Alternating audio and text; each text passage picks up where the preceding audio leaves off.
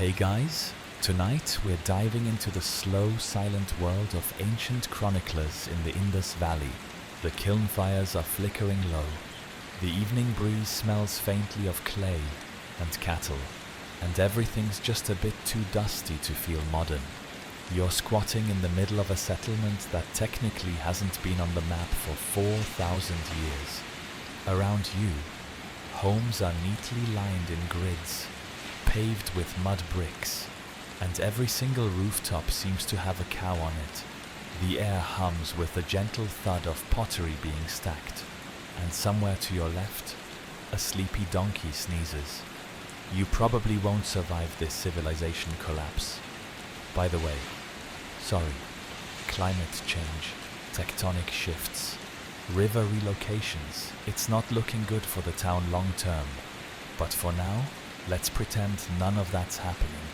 So, before you get comfortable, take a moment to like the video and subscribe, but only if you genuinely enjoy what I do here. Let me know in the comments where you're listening from and what time it is where you are.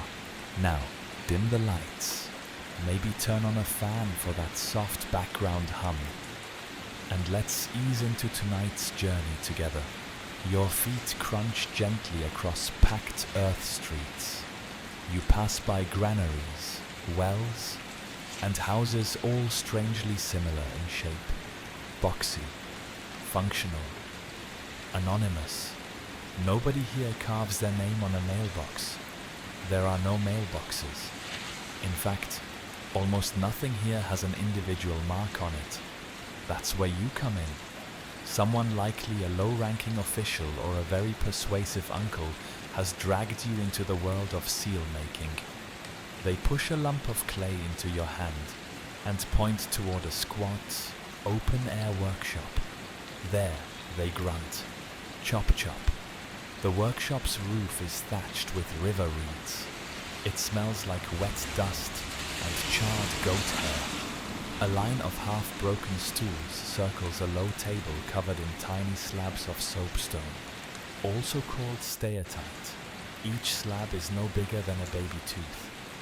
And beside each one is a tool, a sharp stylus, sometimes bone, sometimes bronze, shaped perfectly for doodling eternal hieroglyphic confusion. A grizzled seal maker waves you over.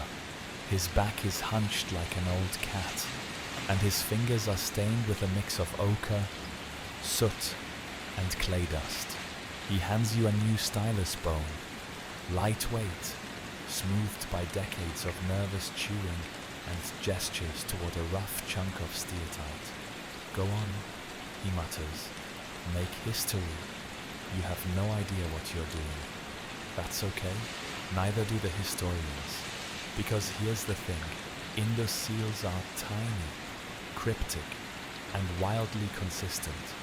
They often show the same handful of animals: buffaloes, elephants, rhinoceroses, and the infamous horned unicorn.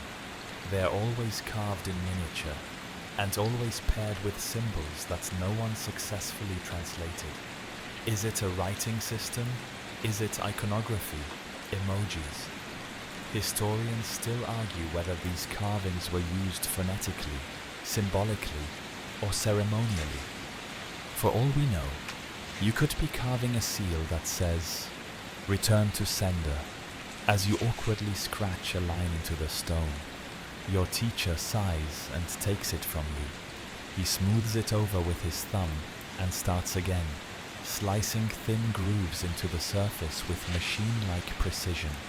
You watch, hypnotized, as a graceful buffalo takes shape with only a few confident flicks. Don't think of it like drawing, he says without looking at you. Think of it like whispering into stone. There's a quiet reverence to his movements. He pauses before each line. He studies the angle of the light. He adjusts the seal in his palm with the care of a jeweler. It's part art, part meditation, and part serious neck pain. Outside the workshop, a child yells something about a lizard. A woman nearby is sweeping dust out of her house with the enthusiastic futility of someone who knows it'll be back tomorrow.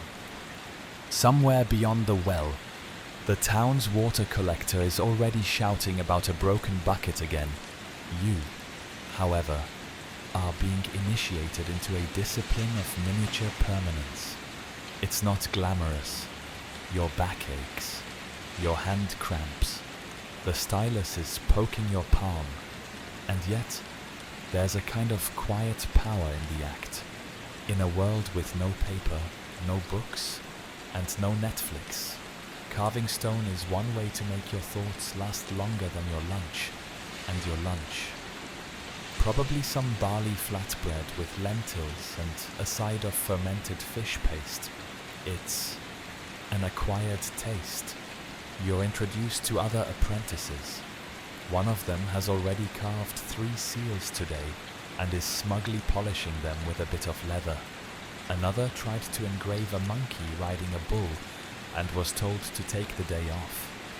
The atmosphere is more casual than you'd expect from a civilization often described as urban and sophisticated.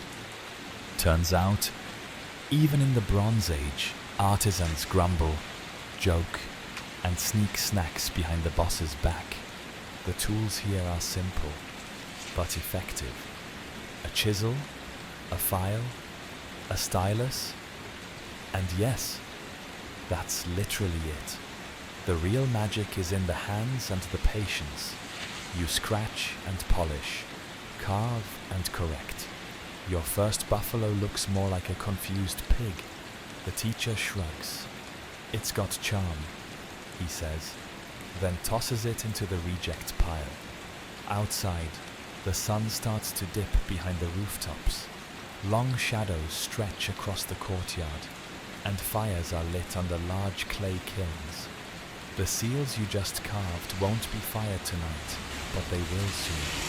And once they are, they'll be harder ceramic and ready to stamp onto whatever clay packet or trade good comes next. Before you head out for the evening, someone hands you a small jar of water and a handful of beetle leaves. You chew slowly, watching the flicker of kiln flames while listening to a far-off flute. Around you, people laugh, barter, and argue over goats. But in the sealmaker's corner, everything stays quiet. Tomorrow, you'll carve another buffalo, or maybe a rhinoceros, or maybe something no one has carved before. Maybe it'll confuse archaeologists for centuries. Either way, welcome to the world of tiny permanence. You trudge back into the workshop just after sunrise, the sky painted in soft apricot, and the smell of dung fire still clinging to the streets. Somewhere, someone is pounding millet. Somewhere else, a baby is already crying. And in your little corner of the Indus Valley, the seal-making workshop is slowly waking up with the same slow, cranky rhythm as always. Inside, the air is still cool and a little smoky. A pot of something vaguely bean-like simmers over a clay stove in the corner, making the whole space smell like last night's dinner reheated with resignation. You find your place at the workbench, a low platform scattered with stone blanks, worn styluses, and a thick film of dust that never, ever leaves. No one really talks at first. You get a nod from the senior chronicler, the guy who carved a giraffe-looking bull yesterday and insisted it was an early artistic interpretation. Another apprentice mumbles something that sounds like a greeting but might have been a yawn. A small goat is asleep in the corner on someone's tool bag. He doesn't work here, but he won't leave. That's life. This is where the quiet work begins, carving the record of a civilization that nobody will fully understand for 4,000 years. Not that you're thinking about that. You're mostly thinking about not ruining your thumbnail while holding the stone in place. These workshops aren't fancy. No marble floors or golden tools. just packed mud, low ceilings, and a faint buzz of flies trying to die quietly. Yet they're also the backbone of Indus bureaucracy.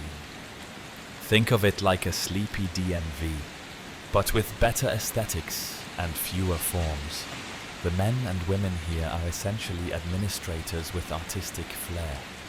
Their job, to stamp certainty onto uncertainty, to give each sack of grain, each batch of fish sauce, each clay tablet of trade agreements, a little square of authority. You start your work for the day, squinting over a fresh steatite blank. It's cool in your palm, slightly chalky, not unlike soap.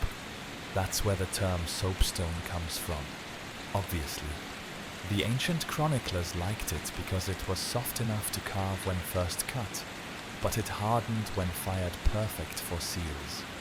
Though, of course, historians still debate whether the seals were mostly decorative, administrative, or deeply ritualistic, or maybe all three, maybe none. Welcome to Ancient Studies. Your instructor wanders over and inspects your carving. It's a tiger, sort of. He raises an eyebrow. It looks surprised.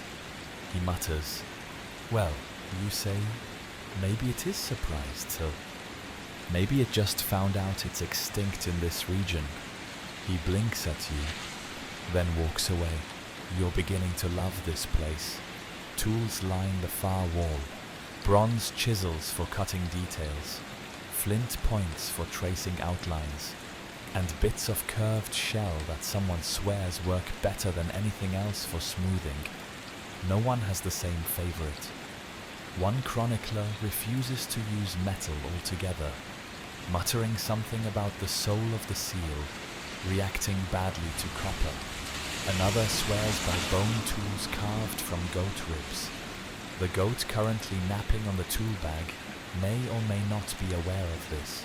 There's a certain rhythm here. A scratch, a pause, a breath. The repeated motion of cutting lines into stone becomes a kind of meditation. You zone out. The world fades. It's just you, your fingers, and a buffalo that looks increasingly like a confused sofa. Occasionally, a merchant stops by to pick up a finished seal. They're always in a hurry, always sweaty, and always making jokes about how they could carve one themselves if they had the time, which they absolutely couldn't. You know it. They know it. The goat knows it.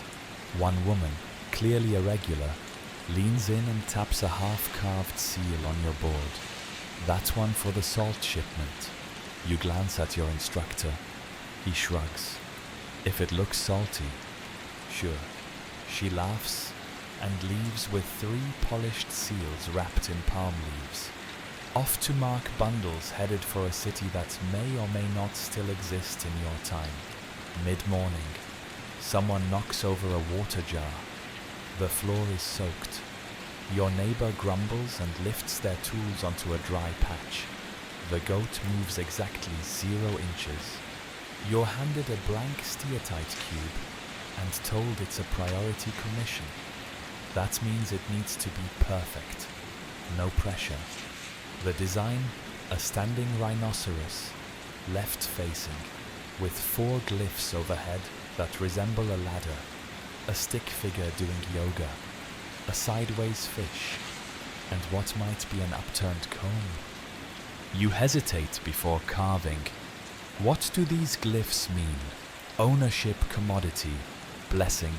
Curse historians still argue whether the symbols were syllabic, pictographic, or meant to be read at all. The spacing is baffling. Some are grouped in lines, others hover like afterthoughts. There's no Rosetta Stone for this language. You might be carving High Priest or Good Luck, or this side up. You carve anyway. The rhinoceros emerges slowly from the blank. You remember the trick. Long, shallow cuts for the back, deeper cuts for the horn. gentle beveling around the feet. You catch yourself smiling. It's actually relaxing. There's something profoundly comforting about a job this repetitive. The world around you may be bustling markets roaring, carts rolling, someone trying to sell dubious fermented grain out of a clay jug. But in here, the seal makers move like clockwork, quiet, steady, slow. A fringe fact you pick up from an elder: some seals weren't made to stamp anything at all. They were buried under doorways, tucked into clothing, or worn like amulets. Personal protection, clan ID, secret superstitions. The elder just shrugs. Sometimes the seal's for sealing, sometimes it's just nice. You finish the rhinoceros. It's left-facing, majestic, slightly squinty.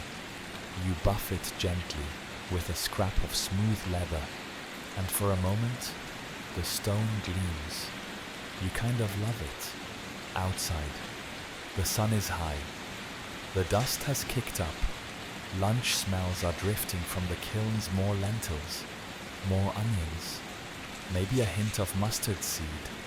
You've got seal dust on your hands, sore shoulders, and a stylus poking out of your belt like a tiny sword.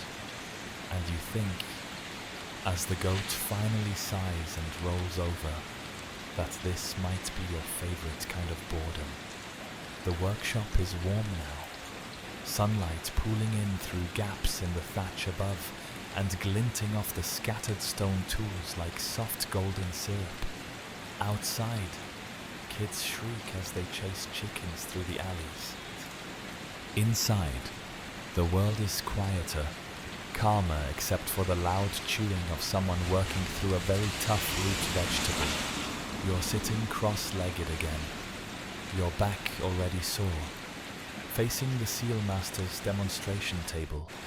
He holds up a seal no bigger than a peach pit. At first glance, it looks like a series of random scratches, maybe the aftermath of a bored toddler with a nail. But as he tilts it towards the light, the image comes alive, a stylized lion mid-pounce, tail curled like a question mark, its jaws caught in a silent roar. You lean in. The detail is absurd. Each tooth is a slash smaller than a sesame seed. The lion's eyes are little ink blots of mystery. That's not art. The master says, that's a contract. You blink. A contract with who? He shrugs. Whoever needed to know you meant business. Turns out, these tiny seals were the bureaucratic backbone of Indus Valley life. Each one told a story, whether it was about ownership, transaction, lineage, or a long-running buffalo feud. Merchants used them to stamp clay tags, which were then tied to bundles of goods, textile rolls, grain jars, baskets of dried fish. These clay tags would harden in the sun, essentially becoming the shipping labels of the Bronze Age. One seal might show a humped bull, a tree, and a strange symbol that looks suspiciously like a fish doing a cartwheel. That could mean merchant of the sacred fig tree, or these lentils are cursed. No one knows. And yes, historians still argue whether the animals on seals represented actual owners, cities, gods, or just an early form of branding. And branding was a big deal. Imagine a trader traveling across the plains, stopping at distant outposts. A familiar seal mark meant trust. It said, this came from someone who doesn't water down the date syrup. In a world with no Yelp reviews, your reputation was stamped, quite literally, into clay.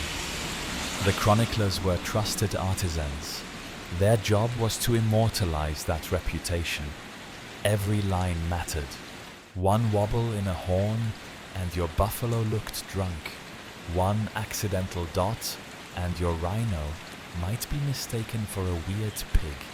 Not ideal when you're trying to signal prestigious exporter instead of local joke. The master hands you a seal from a small chest lined with palm fibers. This one is different.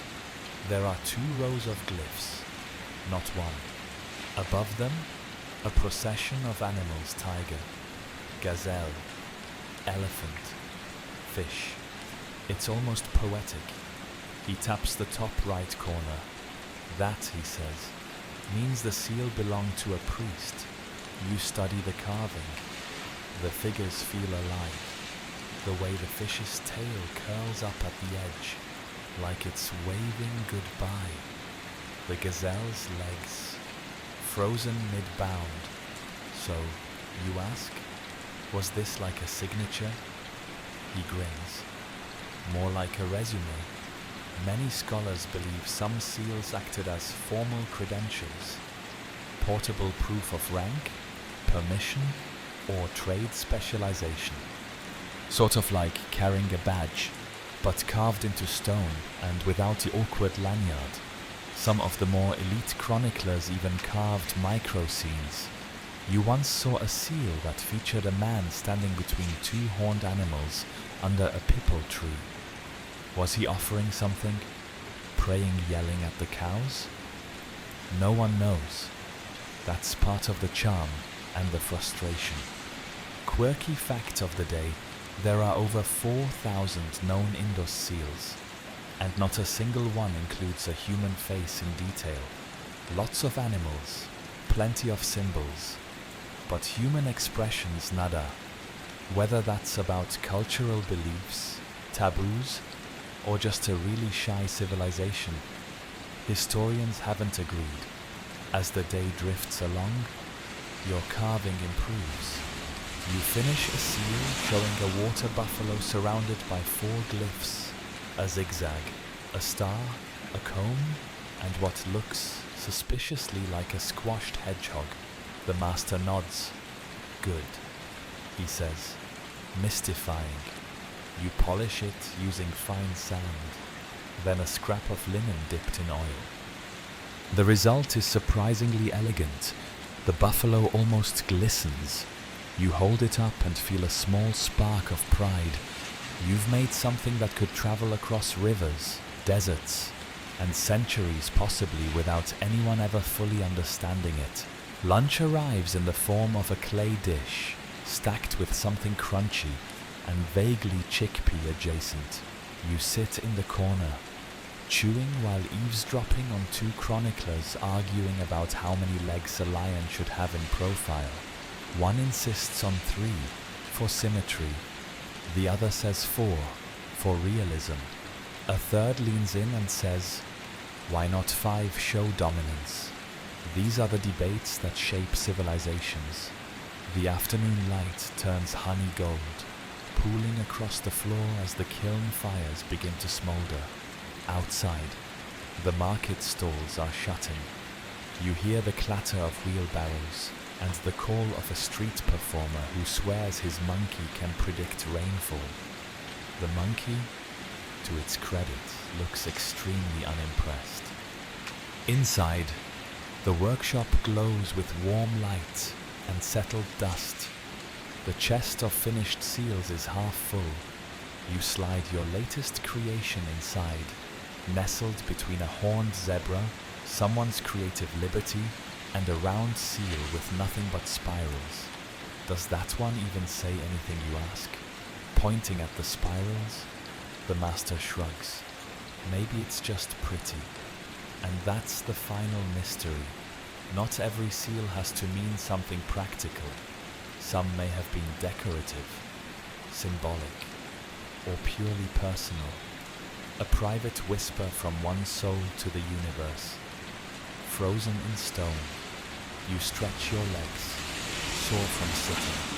The goat finally gets up, stares at the fire for a solid minute, then walks outside like he's seen the truth. You're not sure what he knows, but you're mildly jealous. The workshop is quiet again. Tools are being cleaned. Seals are being wrapped. Tomorrow you'll start a new batch. A new lion, a new set of glyphs, another perfectly confusing animal. For now, you brush dust from your tunic and step out into the fading day. Another story, another symbol, another mystery etched into silence. You return to your spot in the workshop after a short walk through the winding lanes. The scent of roasting barley trailing behind you. A street performer was yelling something about snake teeth and marriage luck.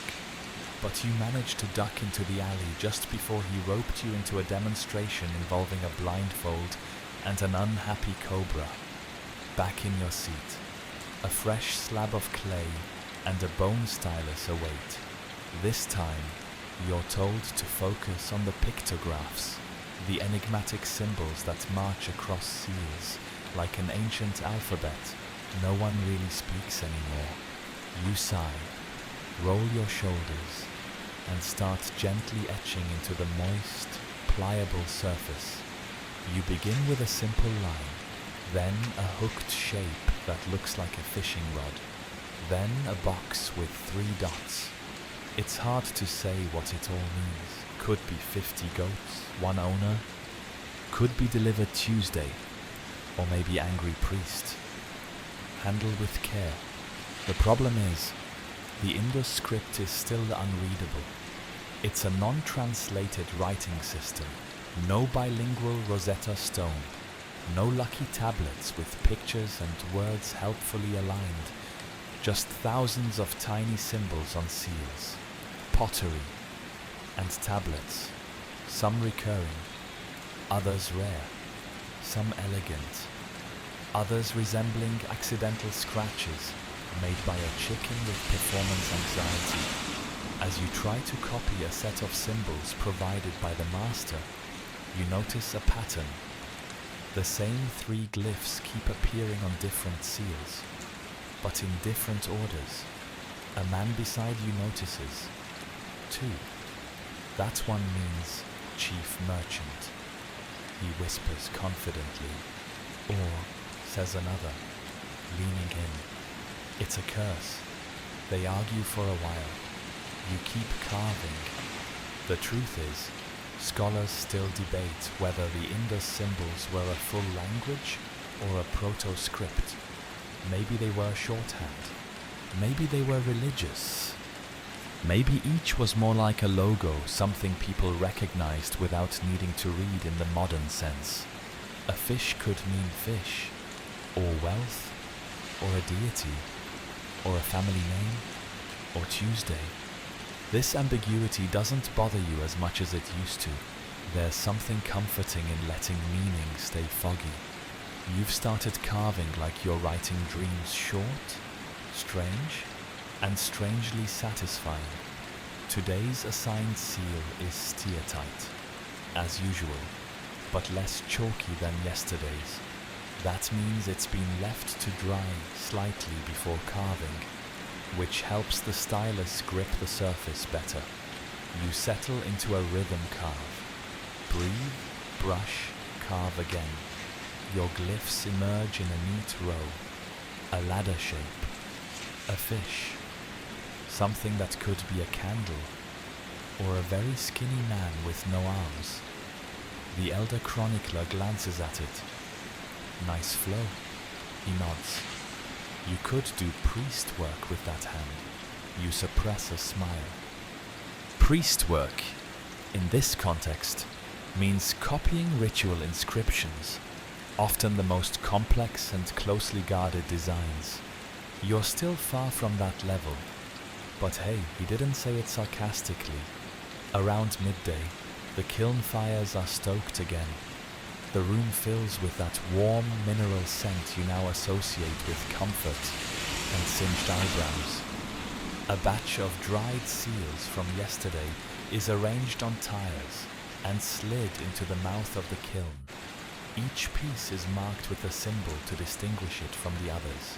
Not a name, but a glyph. These people didn't sign things. They symboled them. Some fringe theories suggest that these recurring symbols might have been personal identifiers, like a seal being your ID, password, and email signature all in one. Some even say they were passed down in families, kind of like an heirloom watermark. One particularly whimsical chronicler insists he once saw the same 4-glyph combination appear on 3 different seals across 2 cities. A clan of fish merchants, he whispers dramatically. You nod, or it was just a popular design, he gasps. How dare you? Your instructor rolls his eyes. Don't start. You start polishing a new seal. This one shows a reclining bull and a vertical string of 5 pictographs, a bird, 2 triangles, a loop, and what might be a cucumber. Your guess? Large animal, travel far, leave snacks. You're not the only one making jokes. Humor, you've realized, is the one thing that seems eternal. Someone passes around a seal with a goat standing on a wheel, and everyone laughs like it's the latest meme. Why did the goat ride the wheel, one apprentice asks. Because he couldn't find the cart. Another replies, silence. Don't quit your seal job. Someone mutters, but humor has a role here. It breaks the monotony. These artisans sit for hours, repeating lines, copying patterns, perfecting loops and curves until their hands ache and their eyes blur. A well-timed joke keeps things sane. As the day winds down, you're given one last task: inscribe a seal with a set of pre-selected glyphs used only by traveling merchants. You've never seen this pattern before.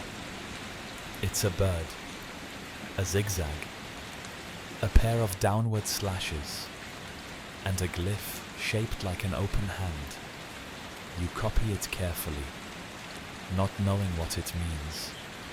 Could be grain approved. Could be, don't steal this sack. Could be blessed by river priest, no refunds. That's the thing, you're carving something meant to be understood at a glance by people who never need to speak to each other.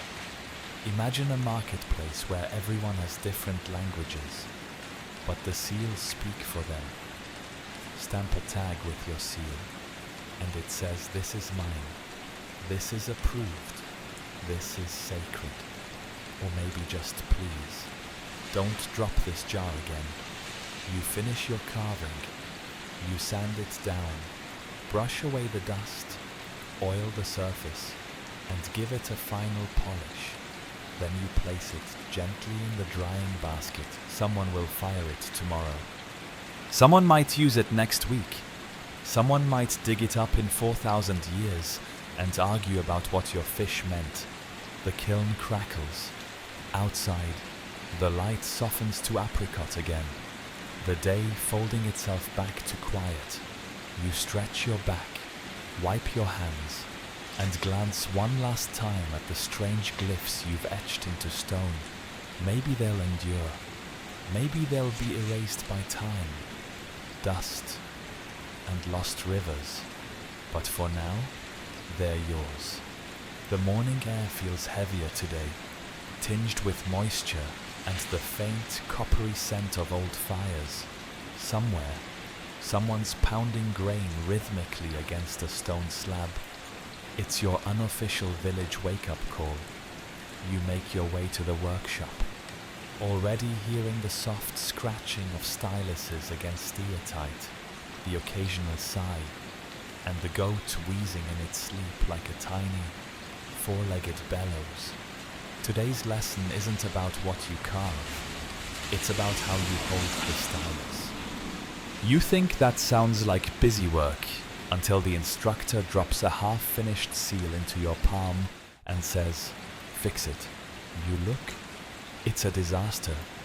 The lines are crooked, the curves wobbly, a bull's legs look like breadsticks, the whole seal's tilted, as if whoever carved it sneezed halfway through and just kept going.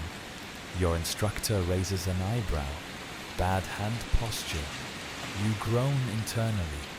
This is going to be one of those days. You're taught to cradle the stylus differently today, not like a pencil, but more like holding a tiny knife and a secret. Thumb on top, 2 fingers beneath, pinky bracing the edge of the seal like a shock absorber. At first it feels awkward, then you get it. Like turning a key or playing a flute. It clicks into place with muscle memory you didn't know you had. You don't carve with the hand. Your instructor says, you carve through it. That's very poetic. Possibly nonsense. But it helps. You begin again, the stylus gliding with more confidence. Your lines straighten, your loops tighten. You try a basic glyph set zigzag, star, triangle, curl. The strokes are cleaner. You're still slow, but there's less hesitation in your hand now, like the stone is meeting you halfway. Then comes your first animal of the day, the unicorn. Ah yes, the Indus Valley's most mysterious mascot. A horse-like beast with one long spiraled horn, always drawn in profile, always facing left. Sometimes with a plant or ritual stand in front of it, like it's waiting for someone to bring snacks. You hesitate. Was this a real animal? Your instructor doesn't answer right away. Instead, he shrugs. Was the flying bird with 3 heads real? You frown. That's not. He grins. Exactly. Historians still argue whether the Indus unicorn is mythological, symbolic, or just a bad drawing of a bull seen from the wrong angle. Some say it represents divinity. Others think it was a trade symbol. One fringe theory suggests it was a brand logo for a long-forgotten cereal. Now with extra lentils, you start carving carefully, outlining the curved neck, the horn, the flat hooves. It's easier than you thought. The unicorn is all curves and clean shapes. No fur texture or complicated shading. Just form, balance, and suggestion. You add the ritual stand, basically a triangle with legs and maybe a tree on top. Some believe this represents an altar or fire stand. Others argue it's a trough or feeding bin. Still others insist it's an incense burner or something altogether symbolic. Honestly, it could be a fancy cake tray. The finished seal looks kind of charming. The unicorn appears calm, curious, faintly judgy. You feel like it's staring into your soul, probably questioning your lunch choices. You hold it up for inspection. Your instructor nods. That unicorn could sell 100 jars of mustard oil. High praise. Someone nearby carves a seal with an elephant motif. Another's working on a tiger. Each animal has its own cultural weight, its own shape language. Buffaloes are strong, wide, curved. Tigers are sharp, crouched, feral. Elephants big, lumbering ovals with expressive little eyes. But the unicorn is pure Indus. No known civilization before or after adopted it the same way. It's become the riddle at the center of the Indus-Seal mystery. You glance around the workshop. At least 5 other unicorn seals are in progress, some more stylized than others. One has spirals carved into the horn. Another's horn is suspiciously short. One poor apprentice made the neck too long. It now resembles a horse that gave up halfway through being a giraffe. The workshop fills with mild laughter. Someone names the new giraffe horse Prise. It sticks. As the sun climbs, the temperature rises. The clay beneath your feet dries into thin cracks. A trader pokes his head in and announces he's headed to Lothal with a batch of indigo-dyed fabric. He wants 3 new seals fast. The instructor sighs and hands out blanks. The rush orders are simple, just 2 glyphs and a unicorn on each. You and 2 others divide the task. Like overworked interns trying to meet a mythical deadline, you carve your unicorn faster this time. Less fuss, less fear. The stylus feels natural now. You flick the last line into place and give it a gentle polish. Not bad. The trader snatches them up, pays in dried dates and a wink, and vanishes in a cloud of dust. You suspect he'll eat the dates before he even hits the river. With the rush job done, you're rewarded with a cup of tamarind water and 5 minutes of blissful nothingness. You sit, legs stretched out, eyes closed, listening to the crackle of the kiln and the occasional bleat of that goat. You don't even question his continued presence anymore. He's probably unionized. Later, you help prepare a new batch of steatite blanks, chipping raw stone, soaking it in water, and leaving it to dry just enough for tomorrow's carvings. The pieces are laid out like rows of tiny tombstones, each one waiting for its story. As the day winds down, someone passes you a seal to inspect an especially smooth unicorn with a subtle spiral horn and 4 crisp glyphs overhead. You pause. It looks perfect, timeless. You ask who carved it. No one knows. It just appeared. You hold it a moment longer, letting the mystery settle in your palm. A silent unicorn from a forgotten artist, whispering something across centuries. Then you set it gently in the finished tray. The next morning, you're up before the goats. That's how serious today is. You're heading to the marketplace, the heart, lungs, and very loud mouth of Indus Valley life. The seal master insists it's time you understand the purpose of your carvings outside the calm bubble of the workshop. You've made them, he says, handing you a pouch of finished seals. Now watch what happens when they meet the world. The air outside hums with anticipation. The streets are already busy, carts creaking, children chasing each other with sticks shaped like fish, and the occasional merchant loudly advertising what sounds like slightly moldy barley as fresh from the gods. The market itself is a grid of stalls and open plots, canopied with fabric in shades of ochre, umber, and the occasional faded indigo.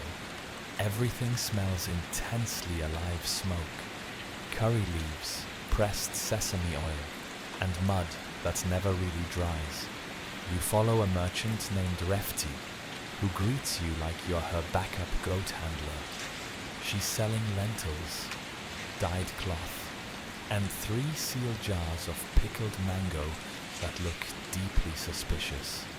She shows you how each seal jar has a stamped clay tag stuck to it, a little oval disc, dried hard in the sun, bearing one of your unicorns and 3 glyphs.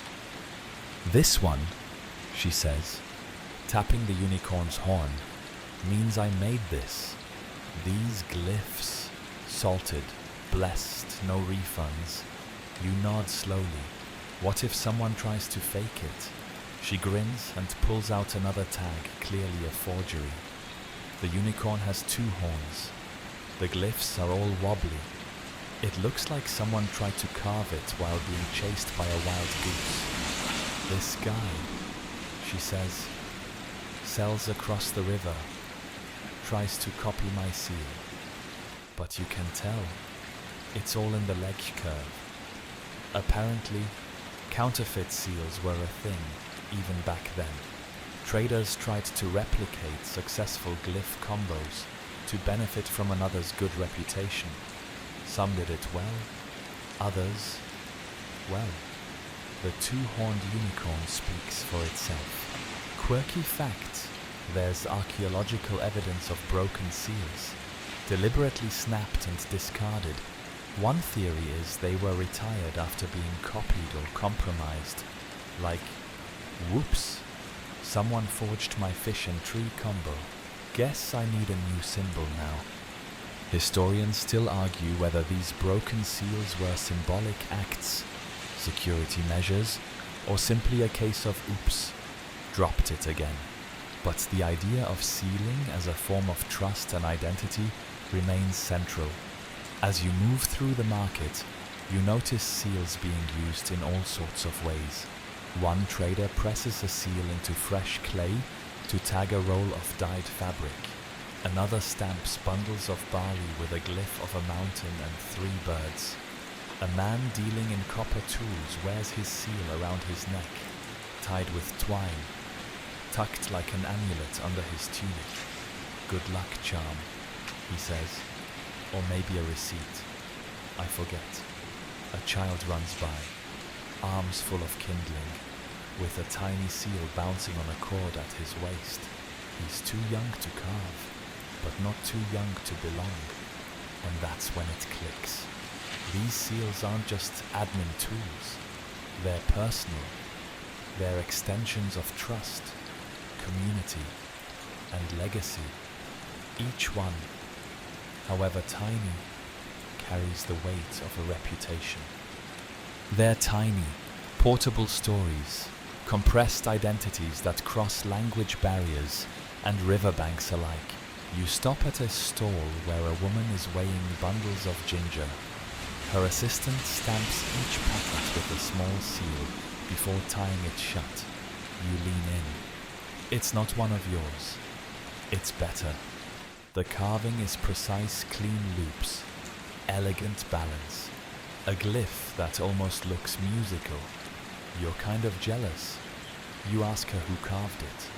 She points to a man hunched behind a cart, chewing on sugarcane and swatting flies like he's on a very slow mission. My brother, bit of a perfectionist. You squint. He's also using a curved stylus bone tipped with copper. Interesting. You make a mental note. Then something else catches your eye. A trader at the edge of the square using a seal shaped differently circular. Instead of square, he stamps it into a fresh clay tablet attached to a crate of dried fish, then brushes sand over it to set the impression. You edge closer. Why the round seal? He shrugs. Easier on jars. Apparently, form follows function even in the Bronze Age. Square for bundles, round for jars. Some seals even have handles carved into the back. Ergonomics long before anyone had a desk chair. The market is getting louder now. Someone's yelling about spoiled dates. A dog is barking at absolutely nothing. 2 women are arguing whether a shipment of turmeric was stored too close to fermented onions. You retreat to a quieter corner, where a younger merchant is setting up a small stall for travel goods hemp rope, clay flasks, water skins. He shows you how he presses his seal onto strips of clay that are then wrapped around rolled cloth, dried in the sun, and cracked open only upon delivery. He points at one seal and says, "That one went to Harappa last month. Came back cracked." You raise an eyebrow. Cracked by accident, or someone peeked inside. He shrugs. It's a chilling thought, seals as ancient tamper evidence. The line between art, record-keeping, and security gets blurrier the longer you watch. You sit beside the edge of the market now, hands dusty, the pouch of seals on your lap feeling strangely heavy. They aren't just tokens, they are passports, promises, memories carved into stone. A gust of wind sends some sand skipping across the ground. A child laughs. Somewhere, a flute plays lazily off-key. You finger one of your unicorn seals. The carving is rough compared to the others you've seen today, but it's yours. A tiny echo of your effort and patience and goat dodging. As the market begins to wind down, traders packing up and shouting last offers, you realize something surprising. You kind of want to carve another one. You return to the workshop just as the sky begins its shift from pale blue to the soft amber of late afternoon. There's a new pile of steatite chunks on the main table, freshly quarried and still damp with river mist. A young apprentice is trying to split one with a chisel and a rock, and from the looks of it, he's not winning. You settle in, still thinking about the market, the forged seals, and the weirdly musical glyph from the ginger trader's stall. But today, you've been assigned a new lesson learning how the stone gets treated before you ever touch it with a stylus. Steatite is soft when freshly quarried, soft enough to scratch with your fingernail, but not quite soft enough to sneeze through. It's why the Indus chroniclers loved it pliable at first, then nearly ceramic after heat treatment. What you're handed now is called green stone unfired, raw and smooth. Your instructor tosses a chunk into the coals. You blink. Aren't we supposed to carve it first? He grins. That's the old way. Sometimes we harden first. For practice, you stare into the fire. The chunk slowly shifts color, from pale gray to a deep, moody green. Then, like magic, it changes texture, more glassy, more brittle, like hardened soap. This is your canvas now. Historians still argue whether the Indus people fired their steatite before or after carving. Some seals appear to have been fully incised while soft, then baked. Others seem to have been fired first, then engraved maybe to give them more durability, or maybe just because someone was tired of accidentally snapping their masterpiece during polishing. You're handed the newly fired piece with a warning it'll chip. Don't cry. The stone is now tougher, not impossible to carve, but definitely less forgiving. Your stylus skids at first, then catches. You make your first cut. It feels satisfying, like slicing into firm wax. With a warm knife, you begin carving a basic motif, a square glyph and a standing bull. Then crack. You flinch. A tiny shard pops off the side. You stare at it like you just dropped a sacred relic. Your instructor leans over. Perfect, he says. Now you know what not to do. Turns out, carving post-firing is like doing surgery with a toothpick, but some chroniclers preferred it. Fired stone made sharper lines, cleaner edges, and if done well, a seal that could last centuries under harsh use. You're not there yet, but you're beginning to understand the balance, how deep to cut, how to guide the stylus without pressure, how to let the stone decide the tempo. You're assigned to help a journeyman chronicler prepare a batch of fired blanks. He explains the trick: fire low and slow. If the stone overheats too quickly, it cracks. If it's fired unevenly, the inside stays too soft, like baking a loaf of very judgmental bread. You help arrange the stones in a makeshift kiln, a pit lined with brick, fueled by charcoal, and carefully vented. The chronicler adjusts the pile with the precision of someone who's watched too many seals explode under stress. Another quirk, steatite darkens when fired. What starts out pale and bland ends up dark green or even grey-black. It's how you can sometimes spot fakes. Modern replicas often forget the firing step and look suspiciously pastel. While the kiln heats, you return to polishing a seal that cracked earlier in the day. The crack isn't fatal, just a thin vein across one corner. You sand it down using fine river grit and a piece of smooth leather wrapped around your fingertip.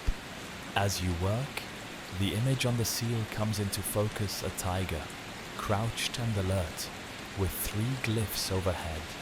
You add one last swirl, and the whole thing clicks. The tiger's gaze, the spacing of the glyphs, the depth of each line, it suddenly looks intentional. You realize that imperfection is part of the charm. Even cracked seals tell stories. A side note, some scholars think the seal makers reused broken or failed seals as amulets, game pieces, or even kids' toys. One archaeologist once claimed to have found a seal fragment embedded in the plaster of a house wall, possibly for good luck, or maybe just excellent recycling. You ask your instructor if the cracked seal you just finished is still usable. He nods. If it still stamps, it still speaks. Later in the afternoon, the kiln fires die down. The batch of blanks is left to cool slowly overnight, covered with a thick cloth to avoid sudden temperature shocks. You peek at one still glowing softly in the ash-rounded edges, a gleaming dark sheen, begging to be etched. Someone offers a bite of roasted lentil flatbread and dried onion, your version of dessert. You eat on the doorstep, watching the sun set behind the outline of the granary, its silhouette jagged against the orange sky. As you chew, the goat finally returns from wherever he's been all day. He inspects the kiln, sniffs your stylus, and flops down dramatically. Tomorrow, you'll get to carve on fired stone again. Tonight, you dream of styluses that never break, seals that never crack, and lines that curve perfectly, even on the hardest stone. And maybe, just maybe, a unicorn that doesn't judge your posture. By now, the workshop feels like an extension of your own body. You know which stool doesn't wobble. You know which stylus has a slight bend that makes it perfect for curving bullhorns. You even know that if you show up before sunrise, someone will absolutely hand you a breakfast dumpling you didn't ask for. You eat it anyway. Mystery filling builds character. Today, you're stationed near the kilns, the fiery belly of the entire seal-making operation. It's not glamorous. It's hot, it's loud, and someone always burns their sleeve. But here's where your fragile, stair-tight engravings are transformed into permanent records, hard enough to outlast rain, time, and probably several regime changes. The kilns are simple, but effective. Shallow clay pits surrounded by brick, stoked with dry cow dung and chopped wood. You're told to help manage airflow too little, and the seals come out underbaked. Too much, and you risk seal stew, which is exactly as tragic as it sounds. You shuffle closer to the firing rack where several seals from yesterday now rest, waiting to go in. They've been drying all night. No moisture means less risk of internal cracking during the bake. You recognize one of yours. The unicorn with the extra pronounced hooves. You whisper, "Good luck," like you're sending a baby goat off to battle. Beside you, an older kiln worker smears something odd onto the outside of a clay jar, crushed curry leaves mixed with water and a dash of ash. Why, you ask? He shrugs, keeps the smoke demons out. You consider questioning that, but decide instead to copy him. You start smearing your own little seal with a similar coating. Worst case, it smells nice. The kilns are lit slowly. Smoke billows out, earthy and pungent, carrying that warm tang of cooking clay and something vaguely herbal. It gets into your hair, your nostrils, your soul. It's not unpleasant, just unavoidable. As the heat intensifies, the color of the flames changes from dull orange to a rich blue-white flicker. You can't stare too long, or your eyes start to water. That's why the workers use their sense of smell. You'll know when it's too hot, one says, because it'll smell like panic. The seals are arranged on trays and lowered into the central dome, stacked between flat clay plates to distribute heat evenly. You watch as your unicorn disappears into the glow, and for a moment you feel like you've just sent a very important postcard into the sun. While the seals bake, you have a rare break. You're handed a bowl of sour milk and roasted rice grains. Not exactly thrilling, but it's warm and oddly satisfying. You sit near the open door, watching the street dogs attempt their daily standoff with the chicken sellers. The chickens always win. An older chronicler leans beside you and starts rambling about seal superstition. Some people, he whispers, bake a chicken feather into the kiln. You raise an eyebrow. For divine favor, no, he says, dead serious. For crispier edges, you decide not to ask. When the seals are finally removed, they've transformed. What was once chalky and pale is now darker, tougher, and glassy smooth. Some come out perfect, every line preserved, every glyph sharp. Others have warped slightly, or show tiny fractures, one literally split in half. You wince. That's one mine. Nope, says the inspector. That one was priesty. Poor priesty. Forever a giraffe in a unicorn's world.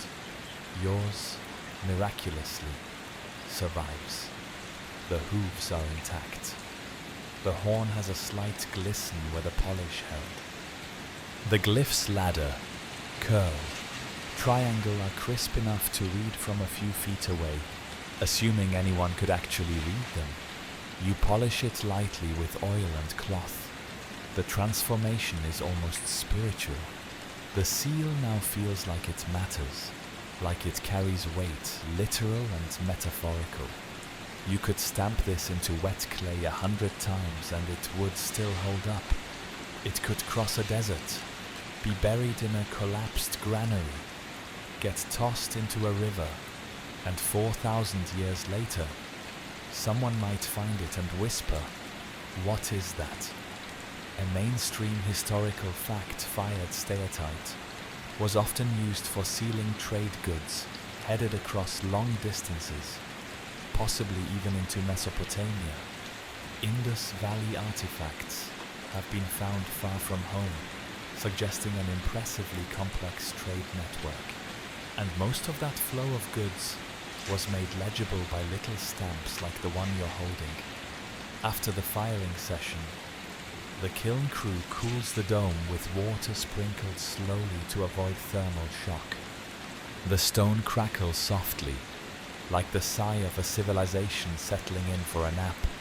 You help sort the finished seals, wrapping them in reed fibers for delivery to merchants, priests, and bureaucrats. Then, you're invited to stay for the post-kiln meal lentil cakes and mango slices, eaten cross-legged in the flickering heat shadow of the now cooling fire. The goat's here too, chewing on a sandal. You pretend not to notice. As twilight falls, you carve one final seal for the day this time. No animal, just glyphs. You try something different, 4 symbols arranged in a circle, rather than a line, a spiral, a crescent, a diagonal cross, and a fish with what looks like a crown. You finish it just as the last light fades. No one tells you what it means, but you smile anyway. It stamps perfectly. Today begins with a laugh, not yours, unfortunately. You've just handed your newest seal to the instructor, proud of your crisply carved tiger and its accompanying glyphs, only for him to squint, chuckle, and ask, "Why's the tiger doing a yoga pose?" You peer at it. Okay, Maybe the hind legs are too spread out, and maybe the tail curls like a question mark having an identity crisis. But still, bold interpretation. Right, he pats your back. It's either divine or confused. That counts. You shrug and place it on the maybe tray. At least it's stamped cleanly. Today's task isn't about style. It's about understanding motifs specifically. The beasts of the Indus-Seals. You've already carved bulls, tigers, rhinos, elephants, and of course, unicorns. But now you're exploring one of the weirdest characters in the whole seal menagerie, a horned, long-faced, abstract-looking creature that may or may not exist. You start with the classic left-facing profile, one horn, long ears, often standing in front of what scholars call a ritual object, but you're fairly convinced is either a barbecue or an incense stand, or a particularly aggressive snack table. This beast appears more frequently than any other on Indus seals. That's right, more than elephants, more than tigers, more than even the gloriously curly buffalo, and yet no real animal matches it exactly. The body looks bovine, the horn is unicorn-like, the head is too long, and there's no record of it in art from neighboring civilizations. So, naturally, historians are still debating what on earth it's supposed to be. One theory says it's a mythical creature, an emblem of power or spirituality.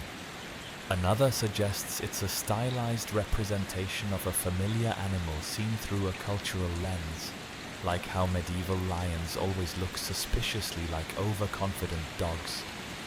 A fringe theory claims it might represent a long-lost breed of cattle with an unusually elongated snout. You're not sure who drew the short straw in that research project. You carve your own version slowly. The horn gets a gentle twist, the eye a slight tilt. You add a small flower-shaped object below its hooves for flair. No one stops you. No one knows what the flower means. But hey, neither do you. Beside you, one apprentice is attempting to merge the unicorn with an elephant. For the merchant who sells both kinds of meat, he jokes. You're about to tell him that's definitely not how symbolism works when your instructor mutters, "We'll call it the tri-hybrid and pretend it's sacred." Another seal on the table shows the horned creature, but with multiple heads. You ask if that was an accident. No. Someone whispers, "It's to show omnipresence." You squint, or someone just sneezed and rolled with it. Either way, there it is, the central icon of Indus mystery. The unicorn, or long-horned beast, paired with indecipherable glyphs, staring at its little altar with eternal patience. In thousands of recovered seals, it remains the reigning star.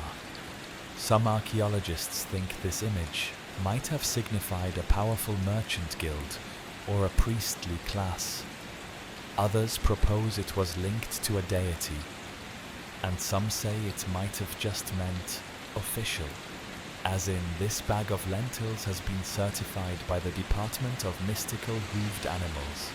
You test your seal on fresh clay. The impression comes out sharp. The horn gleams. The glyphs curve beautifully. You kind of like your yoga tiger better, but this one has more presence, like it knows something you don't. Your instructor inspects the stamp, grunts approvingly, and mutters, "That'll make it to Harappa," which, in context, is high praise. Later, you help prepare a shipment for a trader traveling upriver. Each bundle of dyed cloth gets wrapped in palm leaves, tied with hemp string, and tagged with a stamped clay disc, your seal included. You press the impression one last time, feeling the texture give under your fingers, the image left behind like a signature on a breath. You wonder where the seal will end up. A warehouse, a noble's kitchen, buried beneath a collapsed stall and rediscovered in 3000 B. 700 years by someone who mistakes it for a bottle cap. No matter. For now, it's doing its job. Back in the workshop, the instructor shows you a broken seal, just the corner remains, but the fragment contains a sliver of the horned beast and half a glyph that looks like an angry fish, found in the sewer drain. He says, still stamps. Do we know what it meant? He shrugs. We know someone flushed it. The goat bleats as if in agreement. You spend the rest of the afternoon making quick impression tests. Damp clay pads set out to check clarity. One seal leaves a perfect mark, but the carving looks so sharp, so mechanical. It feels off, too clean. Someone says, no heart. You never thought a seal could feel soulless, but now you're staring at one and silently agreeing. So you carve another. Same beast, slightly different horn. A new glyph tucked near the back leg, a loop crossed with a dash. It's a personal touch. You press it in. This one feels right. As the sun begins to fade behind the rooftops, you finish tidying the workshop. You wash your stylus in a clay bowl of sand and ash, hang your carving cloth to dry, and tuck your final seal into the to-be-fired tray. Your hands are sore, your eyes itch, and yet you find yourself staring at your little horned creature one more time. You still don't know what it means, but it means something, and that's enough. You're up before dawn again, brushing sand from your hair and wondering if you've become part seal, part sleep-deprived archaeologist. There's no grand assignment today, no unicorns to reimagine, no ritual objects to guess the purpose of. Instead, you're accompanying a caravaner, which means, in practical terms, you're walking a lot. You meet the caravan at the edge of town. There are 4 oxen, 2 carts, a handful of donkeys, and one guy named Saren who seems to be carrying nothing but a very heavy bag of dried beans and far too much confidence. Your job: observe how seals travel. The first surprise hits immediately before departure. Every bundle is sealed, not just tied or tagged sealed. You watch as clay is pressed into soft discs, wrapped around knots, and stamped with various seal marks. It's part inventory, part security, and part low-budget branding. You recognize one of your own impressions on a satchel of dried pomegranate peels. It's oddly satisfying to see your little tiger riding along, even if it does look mildly startled. Each trader uses a different seal. Some are square, others round. Some include only glyphs, others flaunt animals or stylized trees. You notice the same horned beast twice, but with different symbols overhead. That leads to your first of many debates with Saren, who insists the left-facing unicorn means safe for temple use, while you argue it probably means property of Vishal's cousin. Historians still argue this, you know. You mumble. Historian Saren says, adjusting his bean sack. Sounds like people who don't walk enough. You set off, the oxen trudging at their glacial, snort-heavy pace. The carts creak, like they're trying to tell you ancient secrets in Morse code. The road ahead stretches into a shimmer of early heat, bordered by shrubs, dust, and the occasional sleepy goat chewing on something that absolutely isn't food.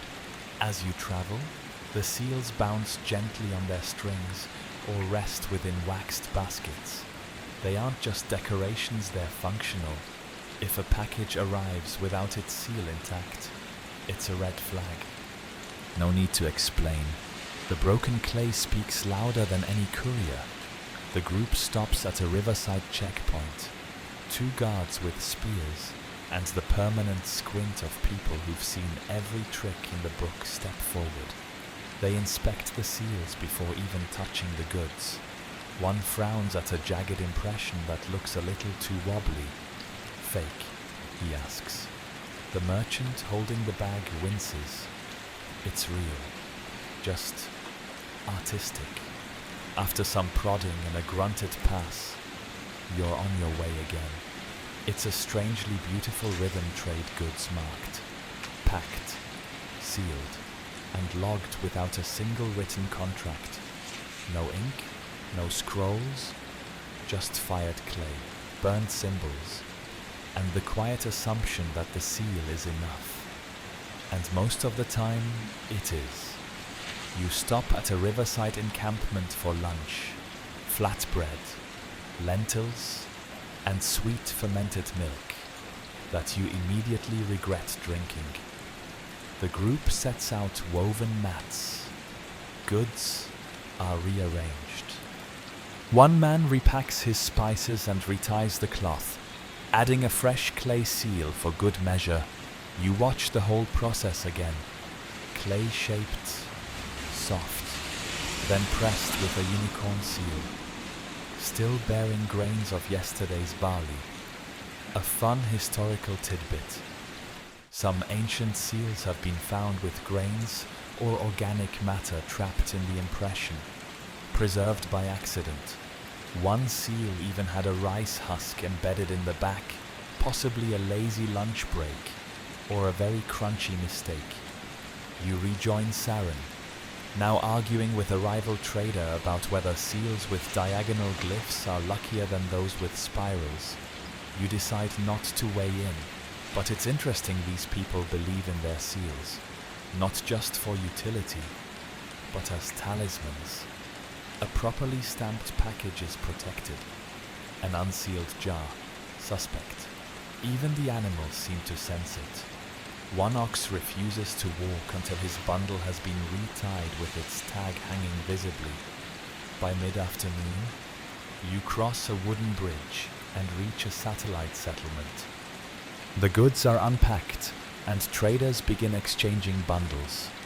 The first thing they check, the seals. If the clay's intact and the impression crisp, the deal begins. If not, out come the questions. Was it dropped, opened, altered? You see a man pull out a tiny knife and chip away a seal, not to reuse it, but to retire it after delivery. Another man tosses his broken seal into a jar filled with others, a collection of used identities. You think? You ask one merchant how many seals he's used in his life. He squints, chews his lip, and replies, about the same as meals. 1 a day, more when times are good. You consider the math. Hundreds, maybe thousands. Tiny carved moments, scattered across deserts, rivers, and towns, each a footprint in clay.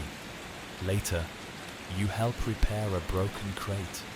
The jar inside is intact, but its seal is crushed. You help mold a fresh tag. Press it carefully with a bird and glyph seal you've never seen before, and place it near the top. Saren nods approvingly. Not bad. Yours, you smile.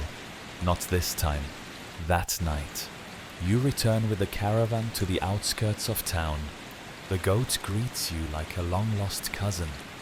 You offer him a bit of your leftover barley flatbread.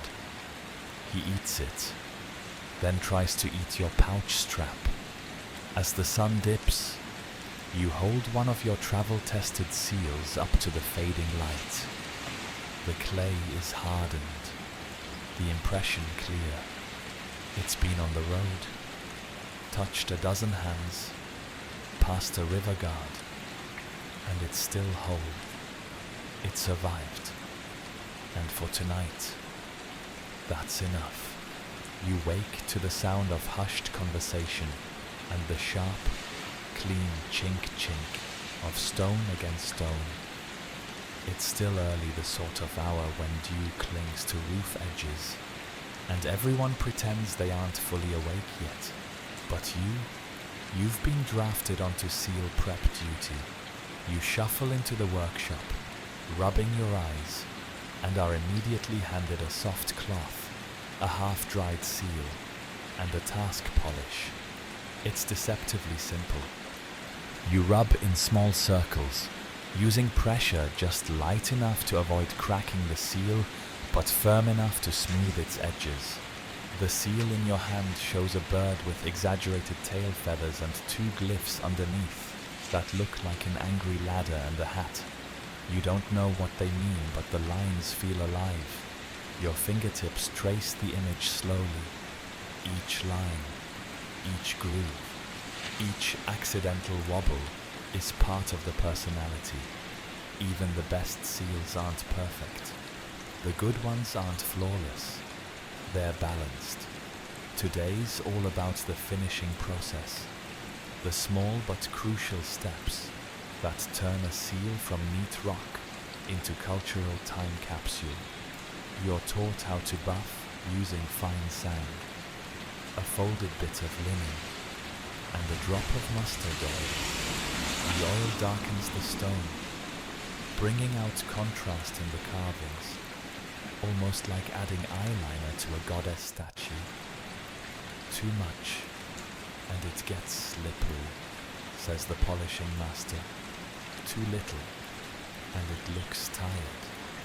That about sums up your current state, too. You work your way through several seals, buffaloes, fish, an elephant that looks suspiciously like a loaf of bread, each one going from dusty grey to glossy charcoal. The transformation is subtle but powerful. Suddenly, these carvings have weight, presence, and if you're thinking, this sounds like overkill for something that's mostly squished into clay and tossed aside, think again. You're shown a batch of seals intended for ceremonial use. These aren't just stamped and forgotten. They're polished to perfection. Sometimes even wrapped in cloth and kept in personal boxes. Some bear signs of long use, smoothed edges, polished backs, even tiny holes drilled for stringing. Quirky detail. Some seals had holes not for cords, but possibly for hanging in doorways or altars. One scholar even suggested they may have jingled when carried like a very bureaucratic charm bracelet. You take a short break under the awning with a cup of water and half a roasted plantain. It's warm, mushy, and tastes like someone meant well. You don't complain. The goat tries to steal it anyway. After your break, you're taught how to test seals by stamping them onto freshly shaped clay tablets. The technique is precise, firm pressure, even angle. Don't twist. You try it and end up with a smudged unicorn and an impression of your thumbprint. Try again. Your teacher says, less hand, more horn? You adjust. Exhale and press again. This time the lines come out sharp, the horn arcs neatly, the glyphs sit evenly. You feel a weird little rush. There's something satisfying about seeing the full image appear in soft clay, like you've just revealed a secret that only the stone knew. You examine other test impressions. Some seals are clear winners, bold, tidy, authoritative. Others are, well, artistic. You see one that shows what might be a fish climbing a tree. What's this one say, you ask? Don't ask, says the polisher. That was my cousin's. Another layer of finishing is burnishing, rubbing the seal surface with a smooth stone or piece of glass to make it gleam. It's optional, but highly prized for prestige seals. You try it on a bird seal, watching the surface change from matte to faintly reflective. It's like polishing a miniature moon.